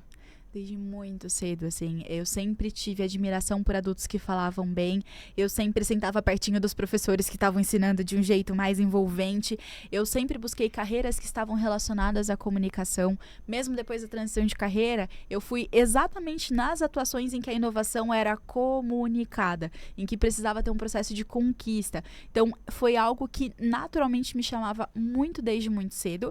E porque era a caverna que mais me chamava, era a caverna que mais me assustava. Então eu tenho lembrança de criança, de estar em uma aula que eu gostava muito e de ter cantado uma música que eu gostava a semana inteira. Quando chegava na aula e falava, agora é hora da Grazi cantar. Eu chorei. Eu chorei até a professora me tirar de lá. E isso, por mais que seja uma situação de infância, se repete anos depois quando eu tô num estágio em que a equipe decide que todo mês vai ter alguém que lê um livro e que apresenta o que aprendeu com aquele livro para a equipe, porque assim todo mundo aprende. Eu amei o livro, eu preparei a minha fala, eu fiz slide que a gente nem precisava ter feito slide. Eu estava tipo, meu Deus, vai ser muito incrível! E eu travei na frente de 7 advogados, que eu acho que até hoje, Sim. se eu ver eles de novo, eu vou ficar assim, ó. Então, o processo da comunicação, antes de tudo, ele foi um reencontro. Eu precisei me dar permissão para me expressar, porque ainda vinha daquele lugar de quem sou eu, cara? Eu sou uma mera estagiária que acabou de ler um livro e eu acho que eu vou ensinar alguma coisa para advogados, que são experientes, que vêm de outro contexto, até eu entender que pra gente se comunicar, a gente só precisa estar com a nossa voz e a nossa verdade. Eu não preciso ter as 30 credenciais, eu só preciso ser responsável com o que eu falo. Volta pro mesmo olhar de LinkedIn. Não é eu chegar lá e falar assim, com os meus 23 anos de experiência, aí você tem 23 anos de vida e você tá estudando aquilo pela primeira vez. Então isso é ser desleal com a pessoa com quem você tá conversando. Quando eu entendi isso, eu fiquei com esse cuidado de quais são os combinados que eu preciso fazer. E aí esse combinado é aquilo de, gente, não gosto de tecniquez, eu vou descomplicar pra vocês. É um combinado de, é a primeira vez que eu vou falar sobre isso, então pode ser que a gente mude a rota. O combinado de, estou com frio na barriga, pode ser que eu fale boa Grazi, meu nome é Tarde, ao invés de falar boa tarde, meu nome é Grazi. Então, eu fui vendo quais eram os combinados pra eu sentir que eu tava sendo honesta com o outro. E o segundo foi exposição e treino, porque tudo nessa vida é habilidade que é como se fosse um músculo que a gente vai desenvolvendo. Então, na faculdade, eu me colocava para apresentar trabalho e travar na frente de todo mundo e fazer aquela apresentação lenta e dolorosa sobre aquele trechinho jurídico que ninguém queria saber. Eu fiz muita palestra e treinamentos em lugares que eram assim, vamos falar para crianças do orfanato, vamos falar para aquele evento que vão ter 2 pessoas. Tudo que era espaço que eu podia colocar isso para jogo me ajudou muito. Então, eu tinha referências, eu estudava, mas o conhecimento ele só vira uma habilidade mesmo treinando. Então, foram muitos e muitos anos fazendo isso onde eu podia, sem saber onde eu ia chegar com isso. Até hoje, realmente tem um momento de carreira que eu consigo usar o melhor da comunicação para levar mudança para os clientes, para levar movimento para os meus alunos. Então, hoje, depois de lidar com esse medo gigantesco, eu consigo tocar a comunicação como uma parte minha, mas eu gosto de trazer o quanto que isso não foi um dom que vem de lá de cima e você fala, ai, nossa, sempre foi tranquilo, Eric, não, sempre foi pleno. Já travei na frente de muita gente, eu já errei muita coisa, eu erro até hoje, frio na barriga até hoje, e isso é um convite pra quem tá ouvindo e que tem alguma coisa que te chama, para ouvir esse chamado e realmente ir enfrentando esse friozinho na barriga. A gente não sente frio na barriga de, será que eu vou ser uma boa bombeira? Sim. Não é um frio de, eu não sei se eu vou conseguir fazer a mágica mais inédita. Porque, cara, essa coisa não se conecta comigo. Sim. Se eu tenho um medo muito grande de travar na frente de todo mundo, se eu tenho muito medo de dar uma aula que alguém dorme e fala, nossa, que porre, não serviu pra nada. Ou se eu tenho muito medo de fazer um post no LinkedIn e alguém falar, o que ela acha que ela pode ensinar pra gente? Esse medo é um convite. Esse medo é alguma coisa ali que importa pra pessoa. E a comunicação pra mim vem desse lugar. Boa. E, enfim, acho que você falou dos erros, né? Das situações que são desconfortáveis e que às vezes você trava e tudo mais. E aí eu vou pra uma pergunta aqui de qual que é o maior desafio que você enxerga hoje para empreender e quantas vezes as coisas saíram conforme você planejou. Essa daqui no projeto, tá? Carreira, na vida, de maneira geral. Olha, o quantas vezes as coisas aconteceram como eu planejei, eu acho que é o mais fácil, assim, de que eu acho que perto do zero. E que bom! E que maravilhoso, porque assim... O plano, ele existe para dar esse norte. Ele é uma bússola. Ele não é para ser um negócio rígido, assim. E eu gosto muito de uma fala da Camila Florentino, da Celebrar, fundadora de uma startup, assim, maravilhosa, brasileira, que ela fala que evento vem de eventualidade. Então, quando eu organizo um evento, eventualidades vão acontecer. E a vida é um grande evento. Para você fazer uma reunião é um evento, para você fazer um projeto é um evento, para você conseguir juntar líderes, tudo é um evento. Então, que legal a humildade de reconhecer que eventualidades vão estar ali. E não é porque foi uma eventualidade que quer dizer que foi ruim. Tem muitas situações que eu imaginava da vida empreendedora que eu queria que fosse de um jeito, que eu me atinha de tem que ser exatamente assim, e que eu consegui ser muito surpreendida pra vida, assim. De aprender coisas com os alunos, ou de alguém dar uma ideia que a gente foi pra um norte completamente diferente e foi muito melhor do que eu poderia ter desenhado. Então eu acho que primeiro tem essa humildade de não tá aqui o controle, mas o controle, ele tá no planejamento. Então, eu vou continuar teimando, né? Porque planejei, deu errado, eu não vou fazer de novo. Não, o controle, ele está em planejar, em trazer esse preparo. Então, eu acho que foram poucas as vezes em que teve essa sinergia muito grande. O que eu faço hoje, eu já fiz para mais de 1.700 colaboradores. E cada vez que eu chego numa empresa para iniciar a mesma metodologia de agente secreto e ajudar a chegar numa solução, o caminho pode ser o mesmo. Eu já tenho mais repertório. Mas você improvisa dentro do... Muita coisa vai acontecer fora do planejado, assim. Então, eu acho que esse é o primeiro passo. E dentro do empreender, o maior desafio é a teimosia. Teimar. Eu acho que o maior desafio é essa teimosia. Porque é um olhar... Você não tem clareza de... Não tem mais alguém dizendo essas são as metas estratégicas do ano. Aqui é a prioridade e aqui é a linha de produtos da empresa. Eu vou criar isso, e eu vou criar e vai ser ruim, e eu vou ofertar, a pessoa não vai querer, e aí a pessoa vai querer e vai gostar, mas eu não vou saber repetir a receita. E cada vez que eu falo, bati uma meta, o cliente gostou, o aluno usou, o mentorado teve uma boa experiência, na sequência vem o e agora? E aí no e agora, eu tô de novo num zero, no sentido de o que eu quero criar, que dor que eu resolvo, como que eu passo por isso. E teimar, que às vezes vai dar certo, às vezes não vai, mas eu tenho clareza de que essa é a vida que faz sentido pra mim. E agora eu fico nesse processo de como que eu posso me nutrir, quais são as referências que eu posso ter por perto, para ter forças para continuar teimando.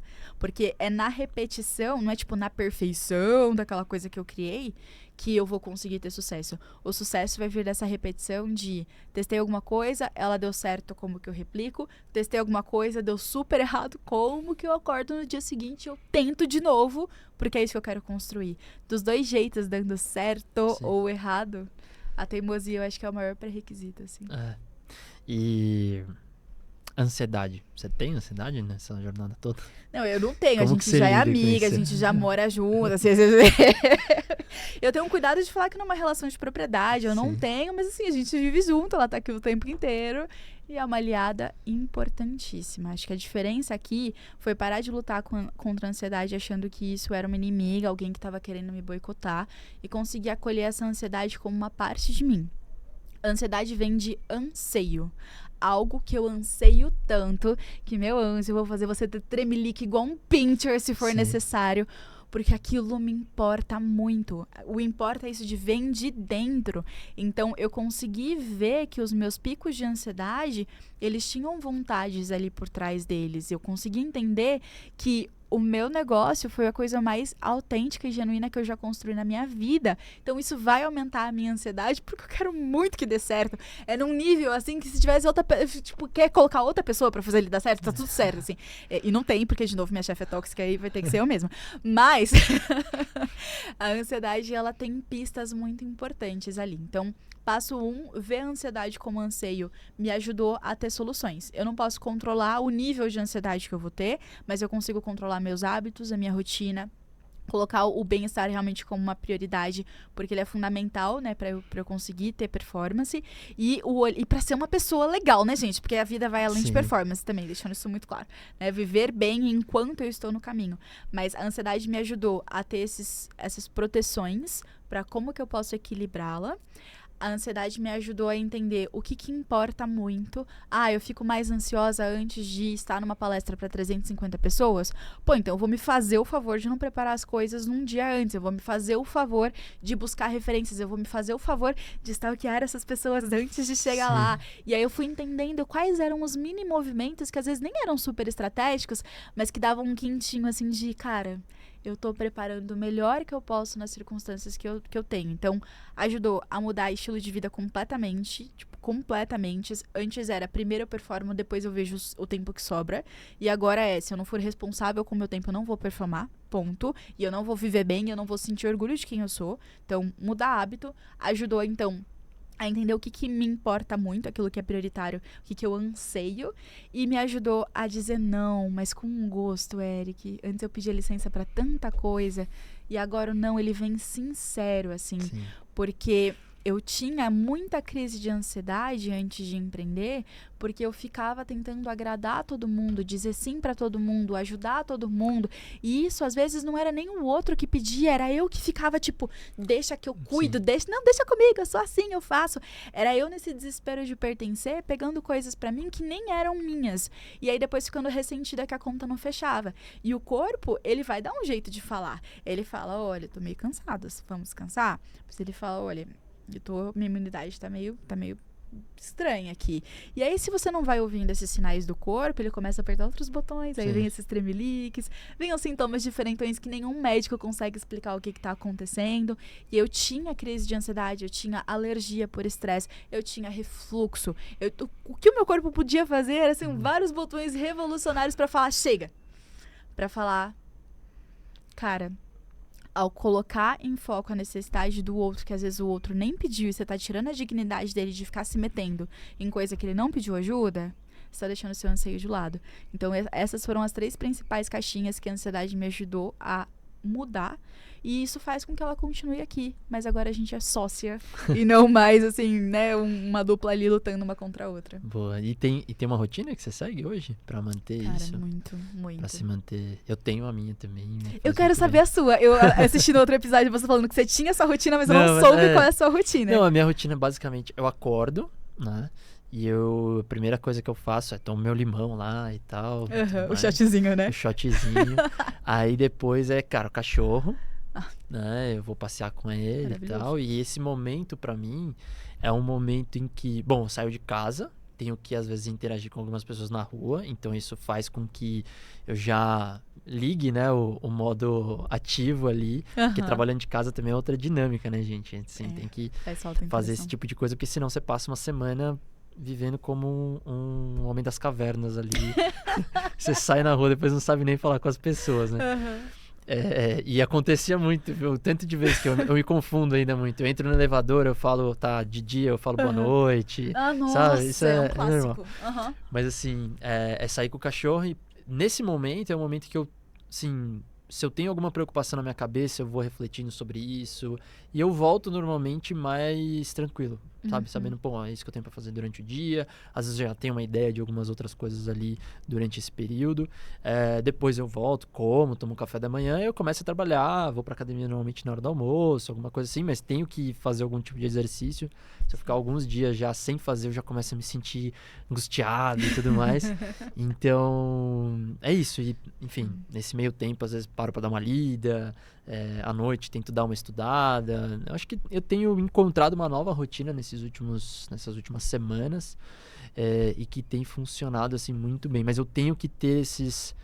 Se eu não saio, por exemplo, com o cachorro pra passear de manhã e tudo mais, eu já sinto que às vezes eu começo meu dia meio confuso, assim, sabe? Porque eu não consegui tirar aquelas coisas que estavam na minha cabeça, que eu acordei pensando, sabe? Porque a rotina tem esse poder de ancorar, né? De, estou aqui. E aí, de novo, eventualidades podem acontecer. Mas pelo menos o pezinho tá no chão, esse nível de presença, ele tá outra coisa. Eu acredito muito nisso também.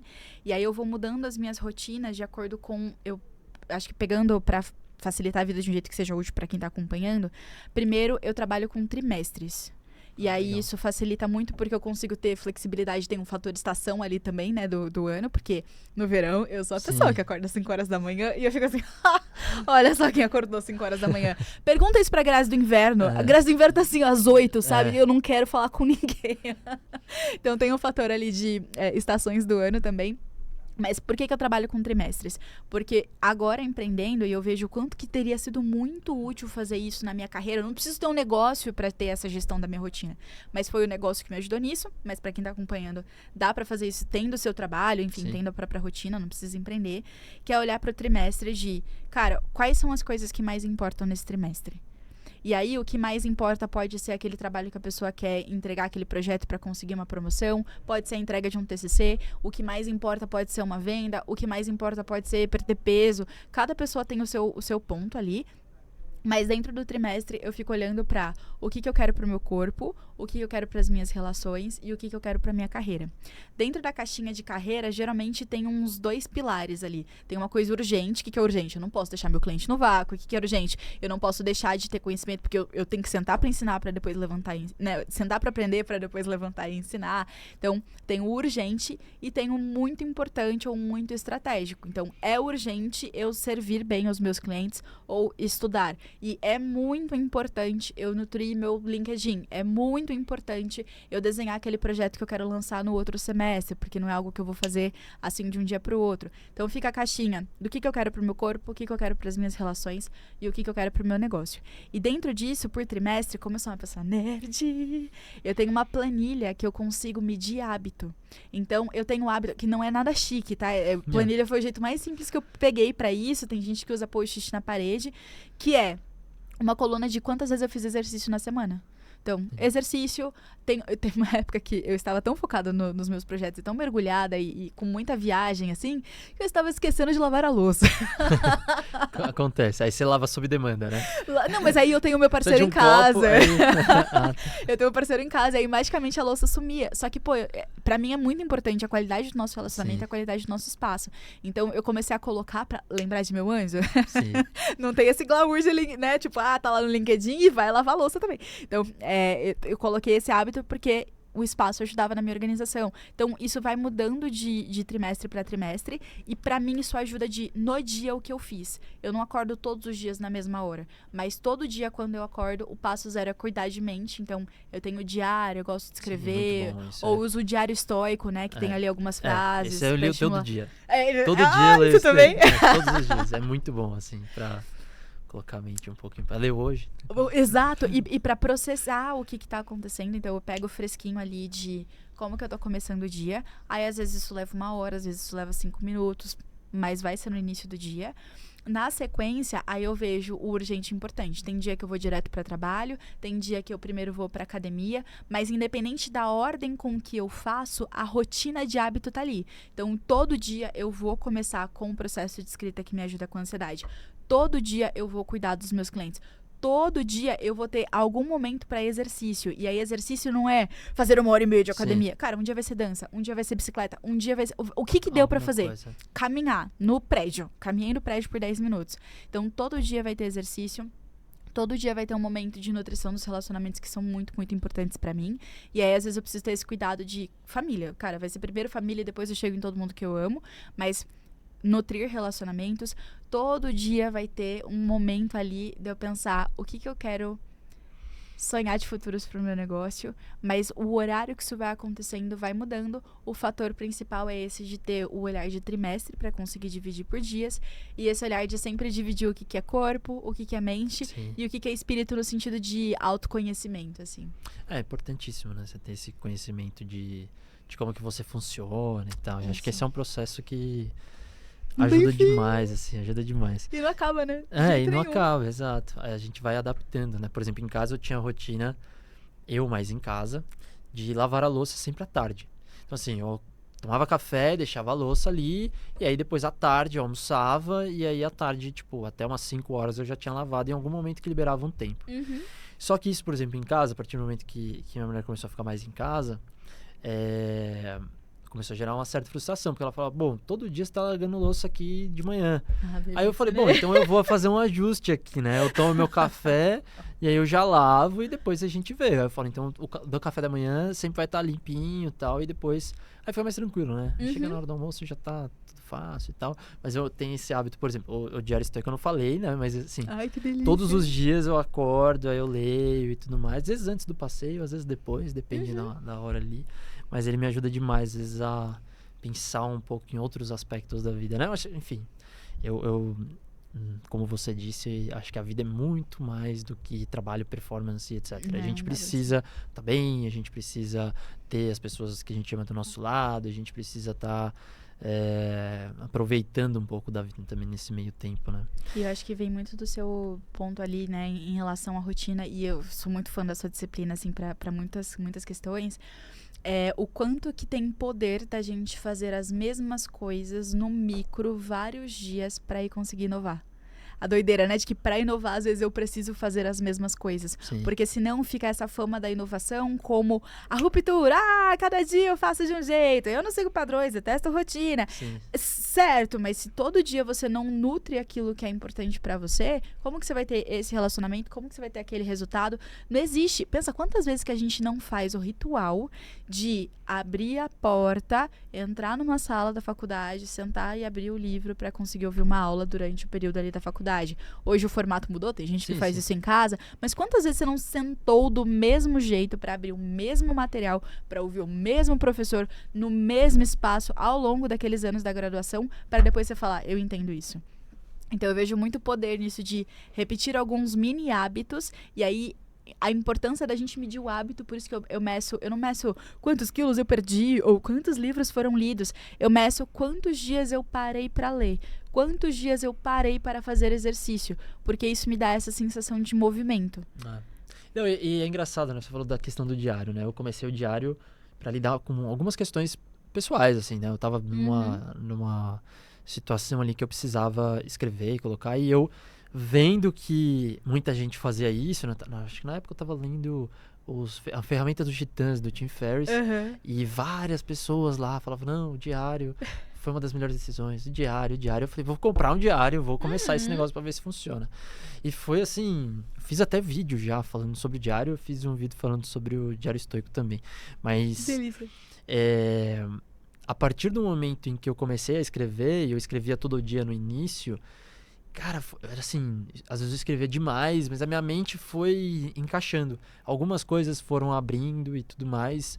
E várias decisões que eu tomei acertadas e que estão me trazendo, por exemplo, até aqui, elas nasceram em pequenas reflexões que me acompanhavam todos os dias no diário.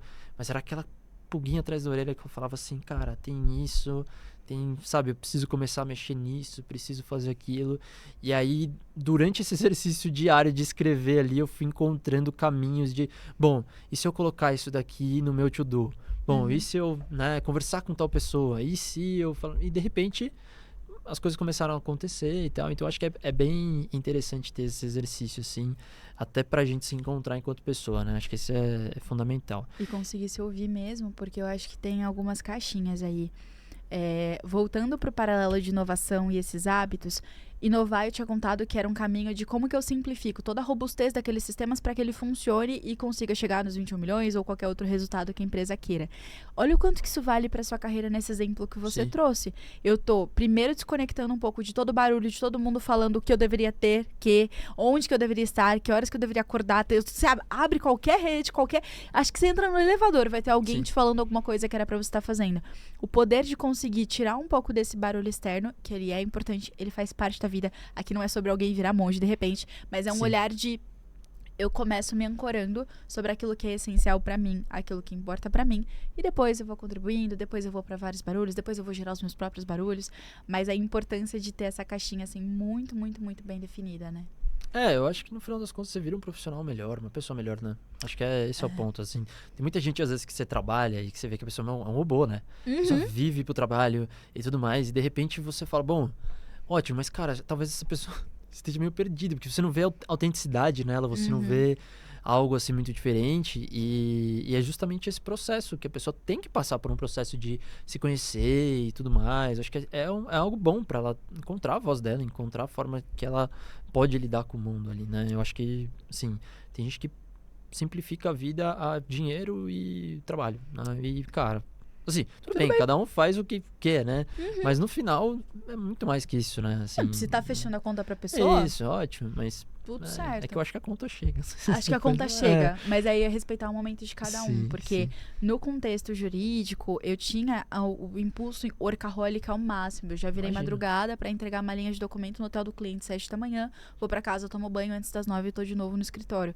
E isso não era uma maldade do escritório, porque eu fui pro contexto de startups e eu repeti essa receita. Sim. De virar madrugada, de não fazer. E aí depois, quando eu fui empreender, eu tava repetindo essa receita. Então não era sobre a minha área de atuação, não era sobre as pessoas gestoras, era o meu olhar de que o valor que eu tenho como pessoa depende daquilo que eu entrego como atividade.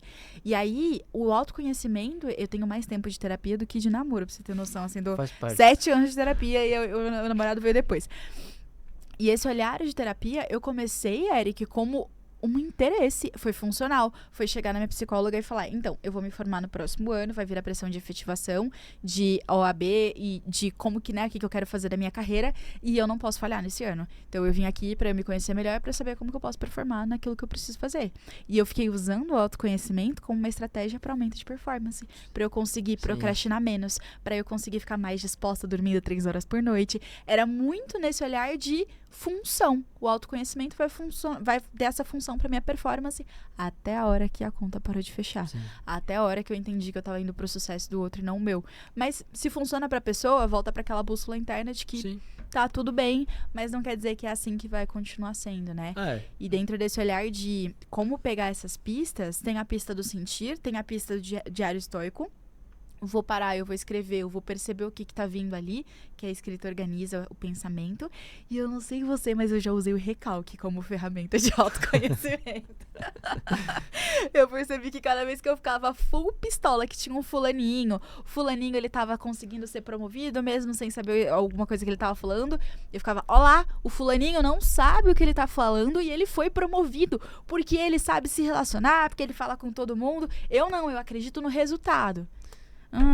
Recalque de querer a promoção, é isso, Grazi? Sim. Você tá triste que você não conseguiu a Aí você promoção? entende que é você que tem que saber lidar com essa situação, né? No final das contas. E ter clareza pelo recalque de que é aquilo que eu queria. Eu tô Sim. tentando diminuir o resultado do outro. Eu não sei como o outro chegou Sim. lá, não sei qual foi o caminho dele, mas se me dá raiva que o outro conseguiu e eu não, Talvez porque seja aquilo eu quero muito. E aí eu comecei a usar isso de pista. O fulano conseguiu tal palestra sem ter experiência daqui. A comunicação tá me chamando. Sim. O crescimento de carreira tá me chamando.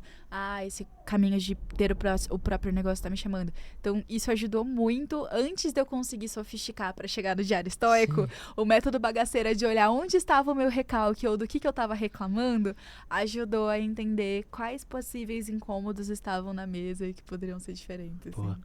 E tem algum livro que você recomenda? A gente tá chegando pro final aqui, agora são as perguntas, mas tem algum livro que você recomenda? Pra quem em específico? Quer me dar um norte? Cara, assim, esse foi um livro que me ajudou, que eu gostei, que, me marcou, sei lá, pode ser qualquer livro. Tá, eu vou pegar, eu acho que duas caixinhas pra facilitar a vida.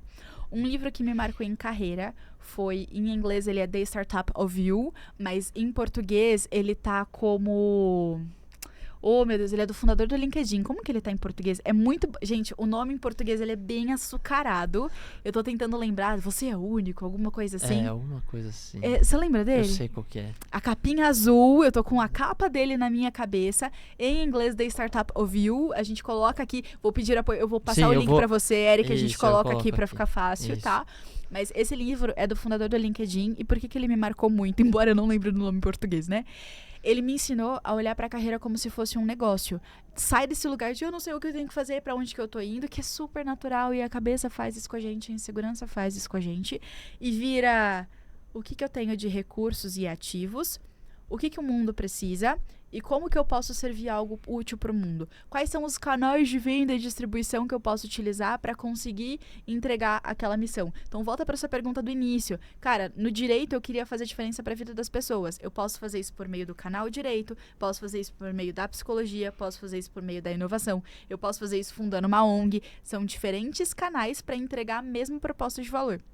Então, esse livro dele me ajudou muito a olhar para minha carreira como se fosse uma startup. Como eu tinha trabalhado com startups, isso me deu...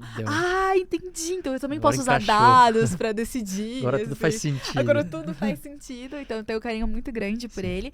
E tem o TED Talk da Amanda Graciano, que fala sobre esse mesmo olhar de usar a própria carreira como se fosse um negócio. Ela tem essa adaptação do livro, que eu não sei se a inspiração dela foi o livro, mas são mensagens muito compatíveis entre si. Se a pessoa não quiser o livro, dá pra ir pro TED Talk dela, que é maravilhoso. E aí, pro olhar de inovação, algo que me inspira muito é o livro DNA do Inovador, que é do Clayton Christensen. É sempre vamos ser muito bilíngue agora. Que, enfim, foi um marco, né, pra toda a trajetória de inovação. E ele traz esse padrão de, cara, não é que aquela pessoa teve uma ideia genial, não foi que aquela pessoa um dia acordou e pá. Não, existe um padrão de hábito, de comportamento por trás dos fundadores das marcas mais inovadoras do mundo. E como que você pode criar de novo, né, uma rotina em que você vai investigar mais, uma rotina que você vai questionar mais, para aí sim a criatividade vir. Então, para quem tá mais no olhar de inovação, por onde começar, vai o DNA do Inovador. E para quem tá mais nesse olhar de carreira, vai o livro do fundador do LinkedIn, que em português eu esqueci, mas em inglês, gente vai The achar, Startup of You. E qual que foi a decisão mais importante da sua vida? Nossa. Que gigante é essa, Eric. Obrigada. Obrigada. Vai ter que refletir nisso agora. Gente, daqui a 84 anos esse episódio acaba. Olha, eu acho que é muito difícil mesmo essa pergunta, e fazer essa hierarquia, ela é muito... É desafiador porque foram momentos de carreira muito diferentes. Mas hoje eu vejo que a decisão mais importante da minha vida é a próxima que eu vou tomar. Porque todos os movimentos que me trouxeram até aqui, todas as redefinições do que era sucesso, todas as mudanças que foram possíveis, tanto de eu receber de outras pessoas quanto de eu dar por meio do meu trabalho, elas vieram da decisão. Na decisão se eu ia ouvir aquele medo ou se eu ia pegar ele pela mão e falar em público mesmo assim, e ir para aquela aula mesmo assim, e fazer a apresentação para a sala de advogados imponentes mesmo assim. Então, sempre foi a próxima decisão que conseguiu ser a chave de tudo. Hoje, aqui agora com você, a que mais me orgulho e a que mais mudou minha vida foi a decisão de empreender, porque eu fiquei com esse compromisso de só entregar para os meus alunos, para os meus clientes, para os meus mentorados, aquilo que eu aplico na minha própria vida. E isso trouxe uma mudança absurda de há 2 anos eu não saber o que é uma crise de ansiedade, de ter perdido mais de 20 quilos porque eu mudei os meus hábitos completamente, de ter aprendido a sair, de ficar me vendo como vilã e finalmente ser a minha melhor sócia e a pessoa mais gentil comigo, independente do que está acontecendo no mundo. Então, o olhar de empreender eu vejo como uma das decisões mais importantes, mas hoje, com os hábitos que eu vivo, as coisas que eu tenho enfrentado e descobrindo que o maior poder do empreendedorismo é essa teimosia de ir se adaptando e tentar de novo amanhã, eu acho que a decisão mais importante ela vai ser a próxima, não é a que passou. Muito bom, profundo. Profundo. E pega um profissional qualquer aí que está assistindo aqui o podcast, qual que é a dica que você daria para esse profissional? Pode ter gente que tá de N setores, senioridades, etc. Eu acho que a principal dica é ficar atento a esses frios na barriga, aos recalques, ficar atento à oportunidade, ficar atento a esse sentir em relação à carreira que essa pessoa está trilhando, mas além de ficar atento, é se colocar em movimento. Então, acho que a dica é essa, fica atento e se coloque em movimento. Atento não ao outro, mas o que está acontecendo aqui dentro, e se colocar em movimento porque eu fui a rainha de falar, amanhã eu começo. Sim. Quando eu tiver a grana, quando eu tiver a idade, quando eu tiver o prêmio, quando eu tiver a certificação, quando eu tiver não sei quantos estados, sempre era um quando. E eu perdi muita oportunidade esperando o quando perfeito. Esperando para quando eu tivesse a segurança, esperando para quando eu tivesse mais repertório. E aí as oportunidades iam sendo vividas por outras pessoas e eu ficava ressentida, porque eu não tinha feito. Você falou, Eric, de lá no contexto do seu negócio, né, de co-criar ideias, as pessoas ficavam, ai, mas fulano vai roubar a minha ideia. Mas você tá cuidando bem da sua ideia? Na verdade, eu vou ser bem sincero, eu escutei isso muito menos das pessoas do que todo mundo me falou que eu ia escutar. Porque toda vez que eu chegava pra alguém e falava assim, vou desenvolver isso, alguém falava assim, mas vão roubar a ideia, mas, né? Assim, a primeira coisa que as pessoas pensavam, mas quando as pessoas utilizavam, elas colocavam E adoravam quando outras pessoas colaboravam e falavam assim, olha, tem um link aqui, ó, de alguém que fez isso aqui na minha cidade e, tipo, muito legal, eu só melhoraria isso. Isso, perfeito. E, enfim, era bem interessante, assim, ver, né? Mas não consegue roubar a paixão, não consegue roubar várias questões, né? Mas antes de pensar se o outro vai roubar, é o que você tá fazendo com as ideias que você teve. O que você tá fazendo com essa vontade de mudar, com a vontade de criar, com a vontade de continuar aqui, crescer nessa empresa e gerar resultado aqui por meio da inovação ou sem a inovação. Mas antes de pensar como o outro vai reagir para as nossas ideias e propostas, é o que a gente tá agindo, acreditando muito que coisas boas acontecem para quem se coloca em movimento, porque pelo menos você vai descobrindo ali outras oportunidades e conhecendo mais pessoas. Então fica esse olhar de ficar atento ao que está acontecendo aqui dentro e se colocar em movimento, mesmo sem a certeza, sem o repertório, sem todos os quantos que a gente se coloca. Sim. Isso foi uma das coisas que a Ana me ajudou bastante. E aguarda o podcast da Ana. Ela sabe que ela vem. Eu já falei pra ela.